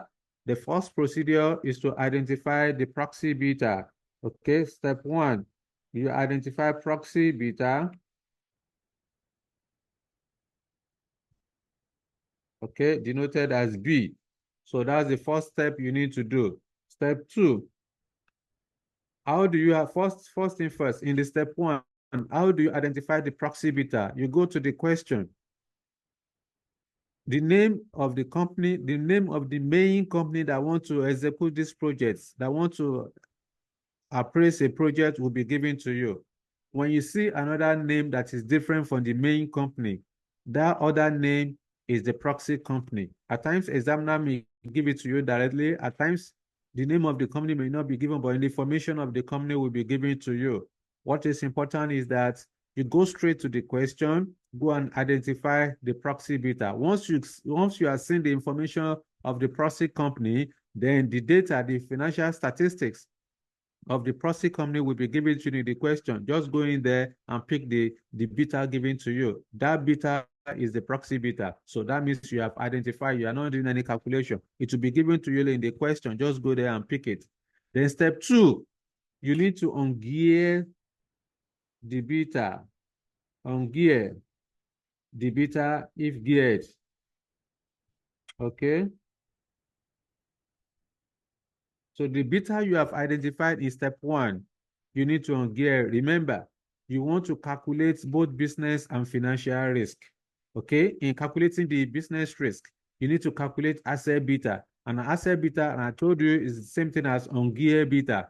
So if the beta you have identified in step 1 is geared, then you need to ungear it. How do you ungear it? There are two different formulas you can use depending on whether debt beta is given or debt beta is risk-free. So all of this information, you need to know them because examiner will not tell you. Mostly it is implied in the question.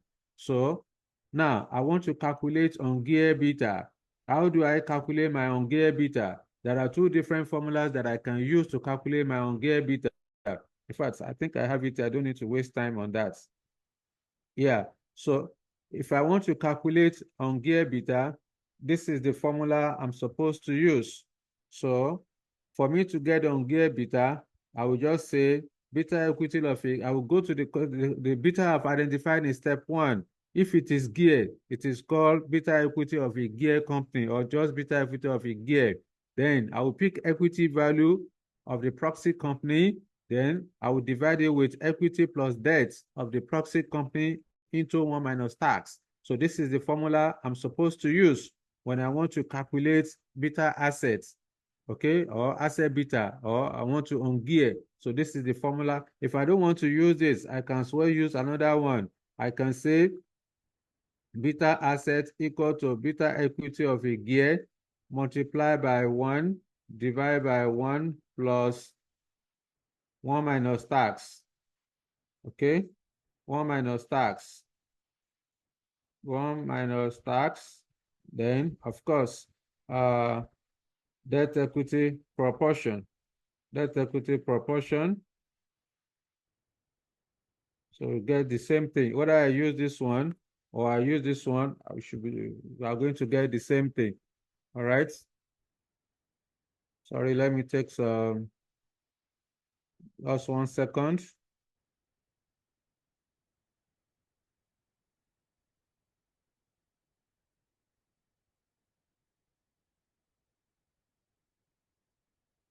Okay, so like I said, you can either use this formula or you use this formula. You are going to get the same answer. Whichever one you use, you get the same answer. Okay, so that's that. This is how to calculate asset beta. Again, asset beta measures only business risk. So I want to calculate the risk that is associated with the industry where a company operates. So in that case, I need to calculate asset beta. And I told you asset beta measures only business risk. So I can either use this formula or I use this formula. I will get the same answer. However, this formula is only used. The formula I have given to you, these two different formulas are only used if and only if debt beta is risk-free. If you are told in the question that debt beta is risk-free, that is only when you use the formula. But if debt beta is given to you in the question, then you are going to use extended formula. I call it extended formula. So let me write this for you. If debt beta is given, if debt beta BD, if debt beta is given. So in this case, I cannot use the formula I've given you above. All these formula, I can't use them. I can't use them.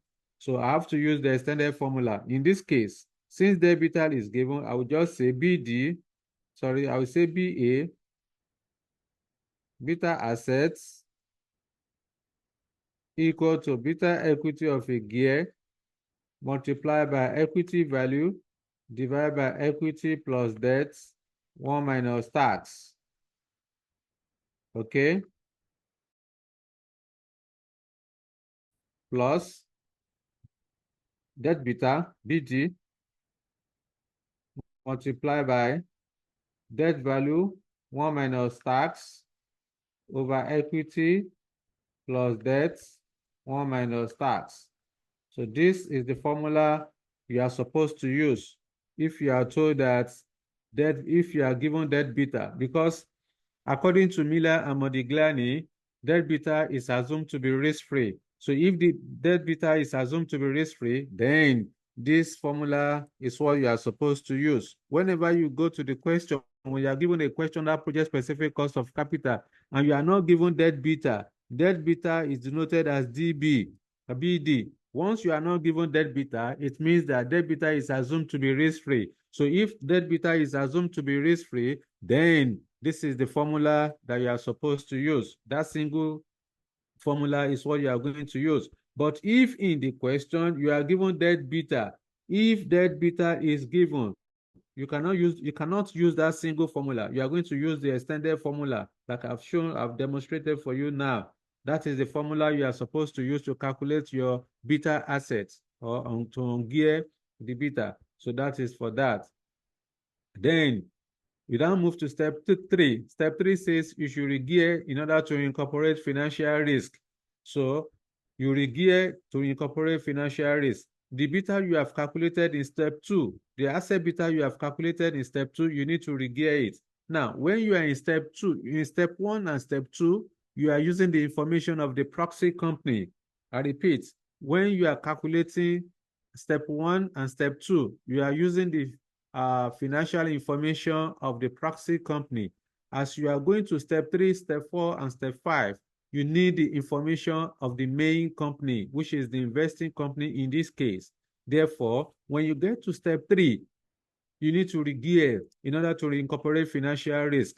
Remember, in your step 2, you have removed financial risk because you said that the beta you identified in step 1 is geared. So as you are moving to step 2, you ungear. When you ungear, you are removing financial risk, okay, in order to calculate your business risk. So as you are moving to step 3, you need to regear to incorporate financial risk of the investing company, that is the main company, okay?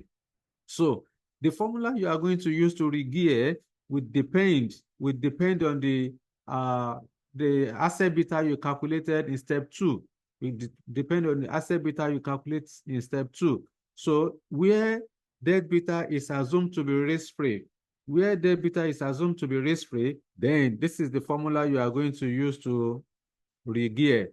Okay? Remember, you are going to use the information of the main company, the debt equity proportion of the main company. But in step 2, you are using the debt equity proportion of the proxy company. So when you get to step 3, you need the debt equity proportion of the main company. Okay, so you need to watch out. By the time you see live question, you understand better what I'm trying to communicate. But for now, let's follow through. Okay, now, like I said, this beta equity of a gear, using this formula will be calculated. This formula will be used if in the question you are told that debt beta is risk-free. So because in the first one, you use this particular formula to calculate your ungear beta, then when you want to regear, this is the one that you are going to use in that regard. However, if in step 2, the formula you use, if you are told in the question that debt beta, if you are given debt beta in the question, therefore, that means you are using this formula to ungear. So when you want to regear, it's the same formula that you are going to use. The only difference is just that you are using the information of the proxy company in step 2. When you want to regear, you are supposed to use the information of the main company. That's just the difference between the two, but it's the same formula that you are going to use. Again, like I said, when you see live question, you will understand the way we are going to be treating it. In fact, this project specific, we are going to solve two different illustrations so that, in fact, when we get to valuation, we're still going to do the same thing. Sorry, under capital budgeting, we are still going to solve the same similar question when we get there. So, but for now, so let's maintain the momentum. Now, after step 3, the next step we need to do is to calculate capital asset pricing model. We need to calculate capital asset pricing model, capping. So in the question, examiner will give you the risk-free rate of return and then the market return. Okay. So once you have that, of course, this is the formula for calculating capital asset pricing model. RF is the risk-free rate of return. Beta equity is the beta you have in step 3 is what you are going to put here. The market return will be given to you. Of course, the difference between market return and the risk-free rate of return is called risk premium. So at times, examiner may not give to you market return. You are only going to be given risk premium. So the difference between these two is called risk premium. Okay, so as you proceed, you are going to learn more about that. Then finally, step 5 is to calculate project-specific WACC using the same formula you are familiar with for calculating weighted average cost of capital. So these are the procedures that you need to undertake whenever you want to calculate project-specific cost of capital. If you like, you can put it as acronyms, okay? To calculate project-specific cost of capital, you can put it in acronyms, okay? Now, PURCW, okay? Those are the 5 procedures you need to carry out. PURCW. The first one is to identify the proxy beta. Step 2 is to ungear. Step 3 is to regear. Step 4 is to cap it. Step 5 is to WACC it. Okay, so identify proxy beta, ungear, regear, cap it, and WACC it. So that's what you need to do when you are calculating project-specific cost of capital. So that's that. That's that. At this point, we need to solve illustration. Let me know if you have any question for me before we jump to illustration.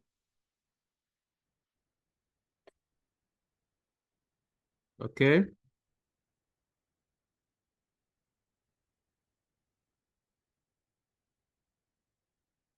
Any question for me so far?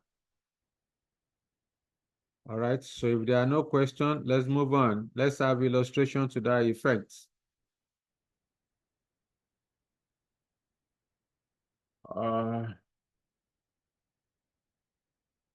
Okay. Let's solve this question. Hopefully, in the next 20 minutes, we should be done with this. Oh yeah, I need somebody to read for us, please. This particular question involves both. We're only going to say the A requirement is what we want to do. So number B is capital budgeting. So we don't need that one for now. So I need somebody to read for us quickly. Who will help us to read the question? Yep. Ferrari PLC, a listed company based in Warri, Delta State, has been involved in producing boats excluding the engines. The company is now considering diversifying into the production of a major component of outboard engine. For this purpose, the company has recently purchased the patent rights for $15 million to produce the component. Ferrari PLC has spent $20 million developing prototypes of the components and undertaking market studies.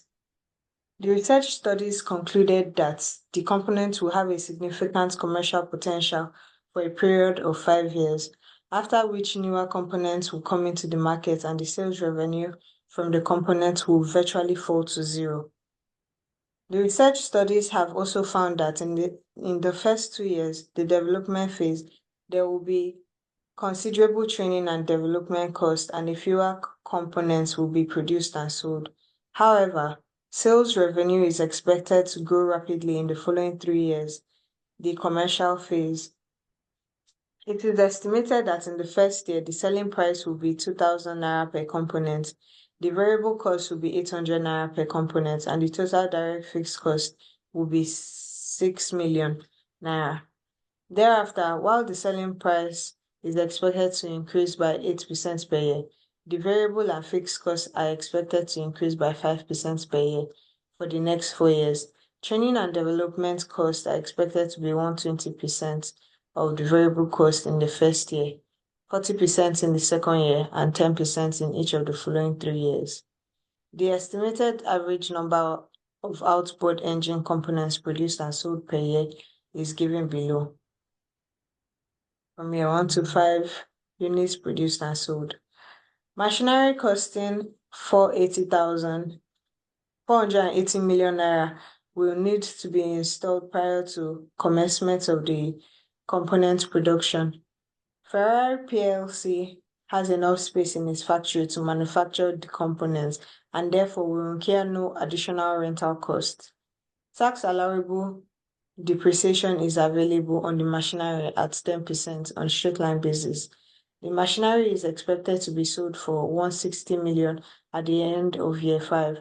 The company makes sufficient profits from its other activities to take advantage of any tax loss relief available from these projects. Initially, Ferrari PLC will require additional working capital for the project of 20% of the first year's sales revenue. Thereafter, every 1 naira increase in sales revenue will require a 10% increase in working capital. Although this would be a major undertaking for the company, it is confident that it can raise the finance required for the machinery and the first year's working capital. The financing will be through a mixture of a rights issue and a bank loan in the same proportion as the market values of current equity and debt capital. Any annual increase in working capital after the first year will be financed by internally generated funds. Coscharis PLC is a listed company involved in the manufacture of outboard engines components for many years. Additional data extracts from statement of financial position are as follows.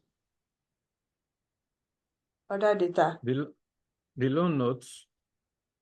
The loan notes of Coscharis PLC are quoted at 102 naira per 100 naira. Other data. Tax rates applicable to Ferrari PLC and Coscharis PLC is at the rate of 20%, and it can be assumed that tax is payable in the same year as the profits on which it is charged. Estimated risk-free rate of return is 3%, and historic equity market risk premium is 6%. Required. Given the information on Coscharis PLC and the project's financing mix, including any other relevant information, calculate the project-specific cost of capital. Thank you, Gbemi. Stop there. Thank you. I really appreciate. So that's the requirements. In the first one, in the A part, you have to calculate project-specific cost of capital. So this is very direct question and it's 5 marks. So I don't need to waste time on this. All right, let me stop sharing this and then move to the working notes. Once again, thank you, Gbemi, for making time to read the question for us. Okay, then. Hope I still have extra. This is not sufficient. So I'll use 8 pages. Excuse me. Let me create additional pages.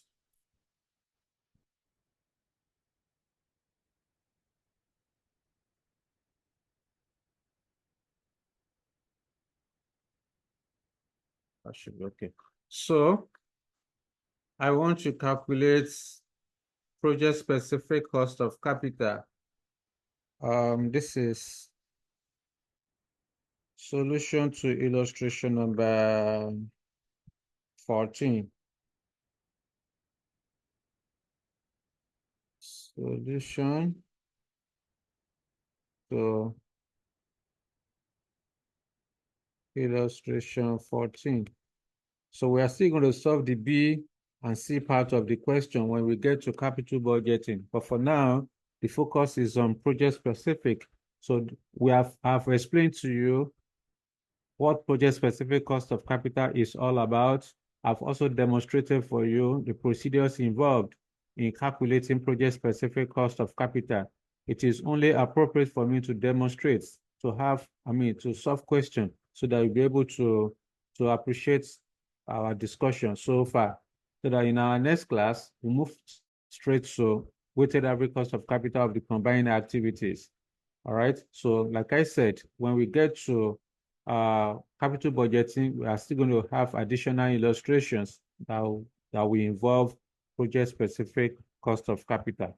So like I mentioned to you, whenever you want to calculate project specific cost of capital, I will say calculating project specific cost of capital. Don't go and be doing this kind of abbreviation on the day of your exam. You have to write it out in full. And I know that if for you not to forget, I know that when I want to calculate project specific cost of capital, I have 5 procedures to follow. One is to identify the proxy beta. I will ungear, I will regear, I will cap it, then I will work it. So these are the 5 procedures that you need to carry out. So if that is the case, so pick it one by one. So step 1 says identify the proxy beta. There is no need for you to come and say identify the proxy beta. You can just say proxy beta. Proxy beta denoted as B.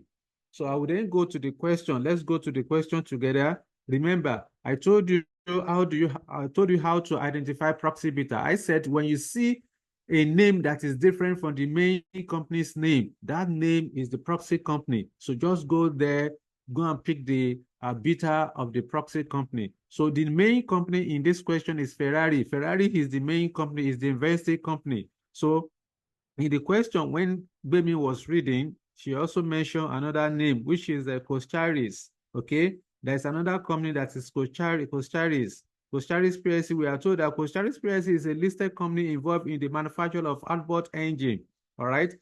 So because examiner was specific in this question, that was why I know that we are calculating project specific, because when you look at the requirements, examiner say calculate the project specific. In most cases, examiner will not tell you to calculate project specific. It is implied in the question. And I told you when we started this particular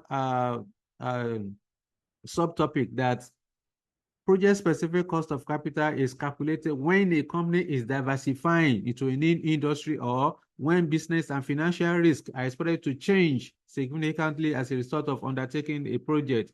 So you can see from the first paragraph of this question, examiner has told you that Ferrari PLC, a listed company based in Warri, Delta State, has been involved in the production of boats, but excluding the engines. The company is now considering diversifying into the production of a major component of outboard engine. You can see, examiner has mentioned that the company is diversifying. So you need nobody to tell you that once you are told a company is diversifying and you have to calculate cost of capital. So that means you need to calculate project-specific cost of capital. You can see the scenario here, the concept under project-specific is different from where we are coming from, which is traditional weighted average cost of capital. I've given you all the necessary information that you need to succeed whenever you want to calculate traditional work.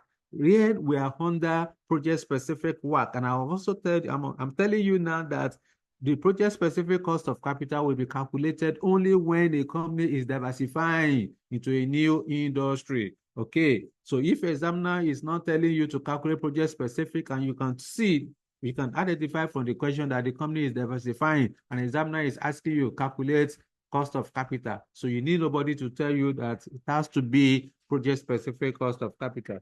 So without wasting more time, so I've told you the first step you need to do is to identify the proxy beta. Then we then go to the question, go and identify the proxy beta. In this question, the examiner has told us that Coscharis PLC is a listed company. Coscharis PLC is different from Ferrari PLC. Ferrari PLC is the main company. Therefore, Coscharis PLC is a proxy or comparable company. Therefore, I will then go to the additional data given to me.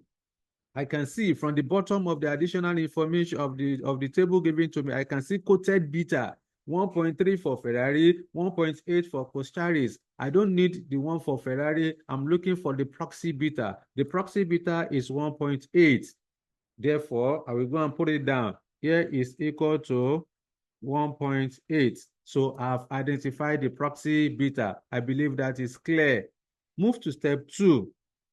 Step 2 says ungear the beta if it is geared. You only calculate asset beta if the beta you have identified in step 1 is geared, and the beta in step 1 will be geared if the proxy company finances operation with debt. If you can, if there is debt in the balance sheet or in the capital structure of the proxy company, then it means that the beta in step 1 is geared. So if the beta is geared, you need to ungear it. So before I put down ungear beta, I need to go and check from the balance sheet of Coscharis if Coscharis has debt in its capital structure.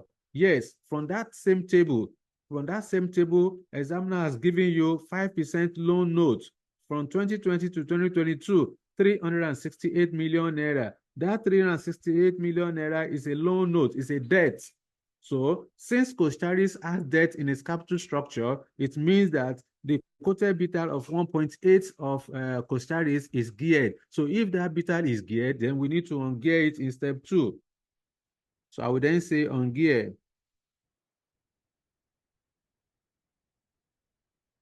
Okay. Now, how do I ungear it? Before I put down my formula, I need to confirm from the question if I'm given debt beta. If I'm given debt beta, I'm going to use extended formula. If I'm not given debt beta, I will use a single one. So I'll go back to the question. Is there any information where examiner has told me that debt beta is risk-free? So, yeah, the loan note of Coscharis PSA are quoted at 102 per 100 naira. So it can be assumed that tax is payable in the same year as the profits. So we are not given. Examiner did not tell us that whether debt beta is risk-free or not. So where you are not told debt beta is risk-free or once you are not given debt beta, just assume that debt beta is risk-free. That's it. Okay? That's what you need to do. But if examiner wants you to use the extended formula, debt beta will be given to you. Once you don't see debt beta in the question, it is assumed to be risk-free. Therefore, I will then come here. Since debt beta is risk-free, I will then say beta assets equal to beta equity of a gear multiplied by equity value divided by equity value plus debt value multiplied by 1 minus tax. So this is the formula that we are going to use. Okay? So therefore, the beta assets equal to beta equity of a gear is 1.8. That is, the 1.8 that you have here that we have identified in step 1, it is geared because Coscharis PLC has loan notes in its capital structure. Therefore, the 1.8 is geared. So because the 1.8 is geared, that's why we are ungearing it. We want to remove financial risk. We are calculating business risk. Okay. Let me write that. Okay, then. So, equity value. I need to go back to the question to go and pick the value, the debt equity proportion of Coscharis. Remember what I told you for step 1 and step 2, you need the information of the proxy company. Therefore, I will go back to the question, what's the debt equity proportion of Coscharis? So, examiner did not give us the debt equity proportion, so I need market value of equity and the market value of debt of Coscharis. In this question, examiner has told you that current market value per share, 3 naira 50 kobo from the table, then 3 naira for Coscharis. So let's go and calculate market value of equity and debt. So let me come down here, workings. Working number 1, I want to calculate market value. Market value, okay, of equity will then be equal to, I will go to the question, am I given number of shares? Examiner did not give me number of shares, but I have share capital. So I would then say share capital divided by nominal price multiplied by XDIV share price. So for Coscharis,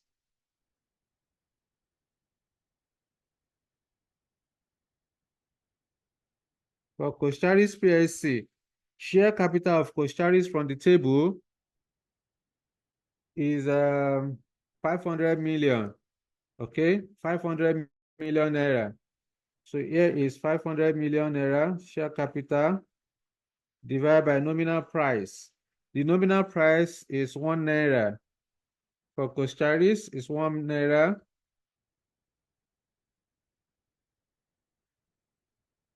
Multiplied by XDIV share price. The share price of Coscharis is 3 naira. That's the current market value per share, 3 naira. So when you add it together, that should give you 1,500, 1 million, 1.5 billion. Okay? Let me do it this way. So that's that. I'm done with Coscharis. Then I need to calculate. Okay, let me do it this way. Here is Coscharis PLC equity value. Okay. So let's calculate debt value, the value of the loan note for Coscharis. So which is D. D equal to nominal value multiplied by X int price. Or divide by 100 naira.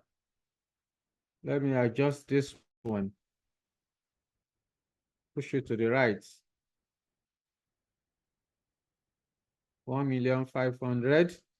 So the value of the loan notes, we are told that 5% loan notes, 368 million. So here is 368 million multiplied by X int price. What we are told that the loan notes of Coscharis PLC are quoted at 102 naira per 100 naira. So 102 multiplied by 102 divided by 100 naira. So what do you get? So bring out your calculator. 368 million multiplied by 1.02 equal 375. Here is 375. So 375. So that's that. That will then come here. Go back up there. The value of equity is E. Value of equity is E. So E is equal to 1,500 divided by 1,500 plus value of debt, 375. So we are told that the tax rate is 20% for both companies. So 1 minus tax rates, 1 minus 20% will give me 80%. So that means we are accounting for 80%. So with this, I will then carry my calculator. Start from the denominator, 0.8 multiplied by 375 plus 1,500 equal 1.8. Therefore, 1,500 divided by 1,800 multiplied by 1.8 equal, that's 1.5. Asset beta is 1.5. Okay, asset beta is 1.5. Somebody is asking question, 11 p.m. We are going to finish this question. So 1.5 is asset beta. So we are done with step 1. We are moving to step 3. In step 3, you are supposed to regear in order to incorporate financial risk. So I would then say regear. So to regear, since I've used the singular formula, I'm not using the extended formula. Therefore, for me to regear, I would then say beta equity of a gear equal to beta assets multiplied by multiplied by 1 plus 1 minus tax, debt equity proportion of the main company. 1 minus tax multiplied by debt equity proportion of the main company. And the main company is Ferrari. Therefore, beta equity of a gear will then be equal to beta asset of 1.5 that we have computed in step 2, multiplied by 1 plus tax is 20%, so we are accounting for 80%. Debt equity proportion of Ferrari, let's go and calculate that. We have done the one of Toscaris. Let's do for Ferrari. So I would then say Ferrari PLC equity value. Equity value of Ferrari is equal to the same way, the same formula that you use. So I will go and pick the share capital of Ferrari. So we are told that Ferrari share capital 50 kobo per share, 208 million. Okay, here is 200 and share capital is 208 million divided by nominal price of 50 kobo multiplied by ex-div share price. The ex-div share price is 3 naira 5 kobo. Sorry, 3 naira 50 kobo. Here is 3.5. So what do you have here? So bring out your calculator. 208 divided by 0.5 equal multiplied by 3.5 equal 1456. Okay, 1456. Then the debt value of Ferrari, go back to the question. The debt value of Ferrari, we are told that 6% bank loan, 624 million. That 624 million is bank loan. So there is no market value for bank loan. Remember, I told you there are two types of debts, traded debt, non-traded debt. Bank loan is one of the examples of non-traded debts. You can't buy it. You can also not sell it it's not tradable. Therefore, I'll go and put, okay, this is bank loan. There's no market value for that. This is 624. So add it together, what's the total? I'm going to need that total when I want to calculate my WACC. Therefore, I will then save plus 624 equal 2080. 2080 is the total market value of Ferrari. So let's go and account for that. 1456 for equity. So D is the market value of the debt, which is 624, divided by market value of equity, 1456. Okay? So what's the final answer? BEG, beta equity of a gear, will then be equal to, so I will say 624 divided by 1456 equal, multiply by 0.8 equal, okay? Something is wrong, let me do that again. 624 divided by 1456 equal, multiply by 0.8 equal, okay? Then plus 1 equal, multiply by 1.5 equal, that's 2.01, okay? Beta equity of a gear is 2.01. So you can see, I told you earlier on that equity beta is always higher than asset beta. This is 2.01, which is higher than 1.5, okay? Then step 4 is to calculate capping. We want to cap it now. So I calculate capping, which is KE, cost of equity. So KE equal to risk-free rate of return plus beta into market return minus risk-free rate of return. Let me write this one, minus. Okay then. So KE equal, I will go to the question, what's the risk-free rate of return? Examiner has told us the estimated risk-free rate of return is 3%. Equity market risk premium is 6. So here is 3% plus beta of 2.01 into risk premium of 6. Let me confirm, is it 6? Yes. So examiner, like I mentioned to you the other time, the difference between market return and risk-free rate of return is the risk premium. So that's that. So finally, what do you have as your cost of equity? Bring out your calculator. 6 multiplied by 2.01 plus 3. 15.06. Here is 15.06%. That's the cost of equity. Finally, I need to calculate my WACC. Okay, I need to calculate WACC. So I would then say WACC, or just a project specific WACC. Project specific WACC, KW. It's the same formula we have been using since. So I would then say KW equal to, under project specific and WACOCA, there's nothing like preference share. It's both equity and debt. Therefore, I would then say equity value divided by equity plus debt multiplied by cost of equity plus debt value, equity plus debt multiplied by cost of debt, 1 minus tax. All of that multiplied by 100%. Therefore, the WACC will be equal to equity value is 1456. Remember, the main company is the Ferrari. So market value of Ferrari is 14, market value of equity of Ferrari is 1456. The total market value of equity and debt is 2080. We have done the working already. Multiplied by cost of equity of Ferrari, which is equal to 15.06. We have calculated. Is it 15.06? Yes. So multiply by 15.06% plus debt value.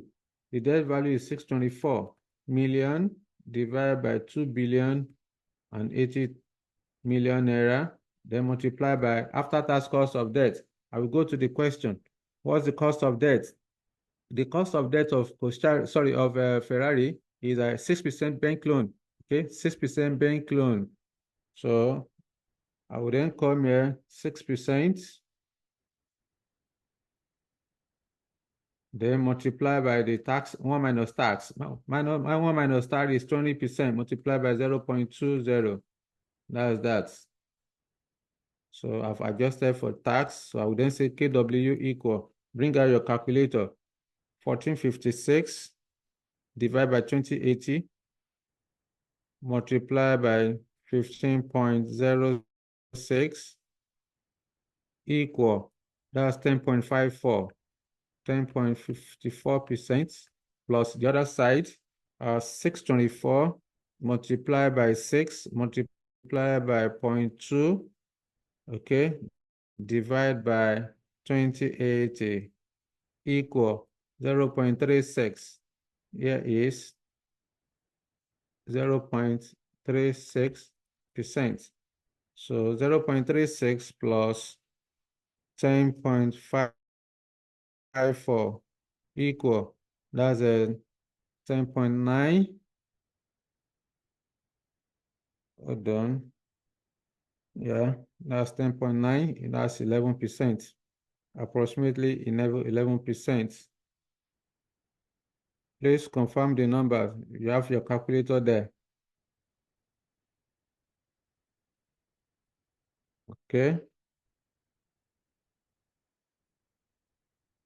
10.9%, approximately 11%.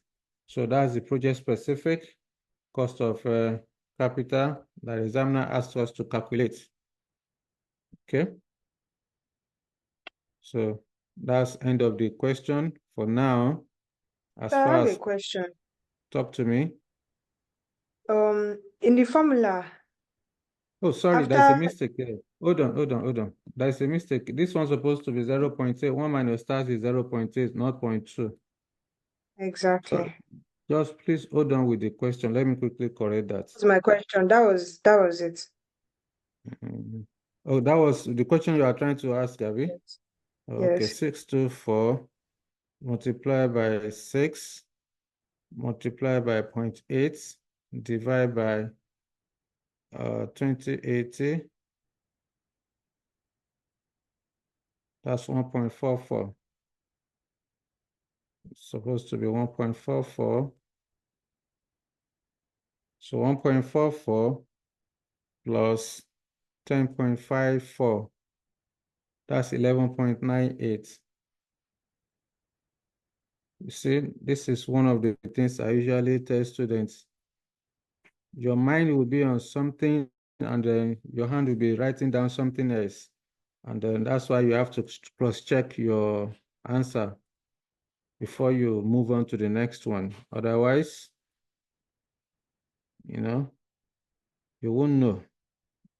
So that's why it's good for you to go back to your solution and cross-check to be sure that what you have done is okay. So that's that. I would then say, examiner is asking us to do what? You have to calculate the project-specific cost of capital. Okay, so you are not asked to advise. If you advise, no problem, but that's it. That's what the examiner wants us to do. So any other question for me? We are done. This is how to calculate project-specific cost of capital. So we are still going to solve more illustrations on this as we proceed. Okay. Any question for me so far? If there is no question, we need to call it a day. All right then. So since there is no further question, thank you guys for your time and understanding. I will see you again next time by the grace of God, when we shall be rounding up on the cost of capital. In our next class, next week, Tuesday, by the grace of God, we'll be concluding cost of capital and move to capital budgeting. Thank you guys for your time. Good night, everyone.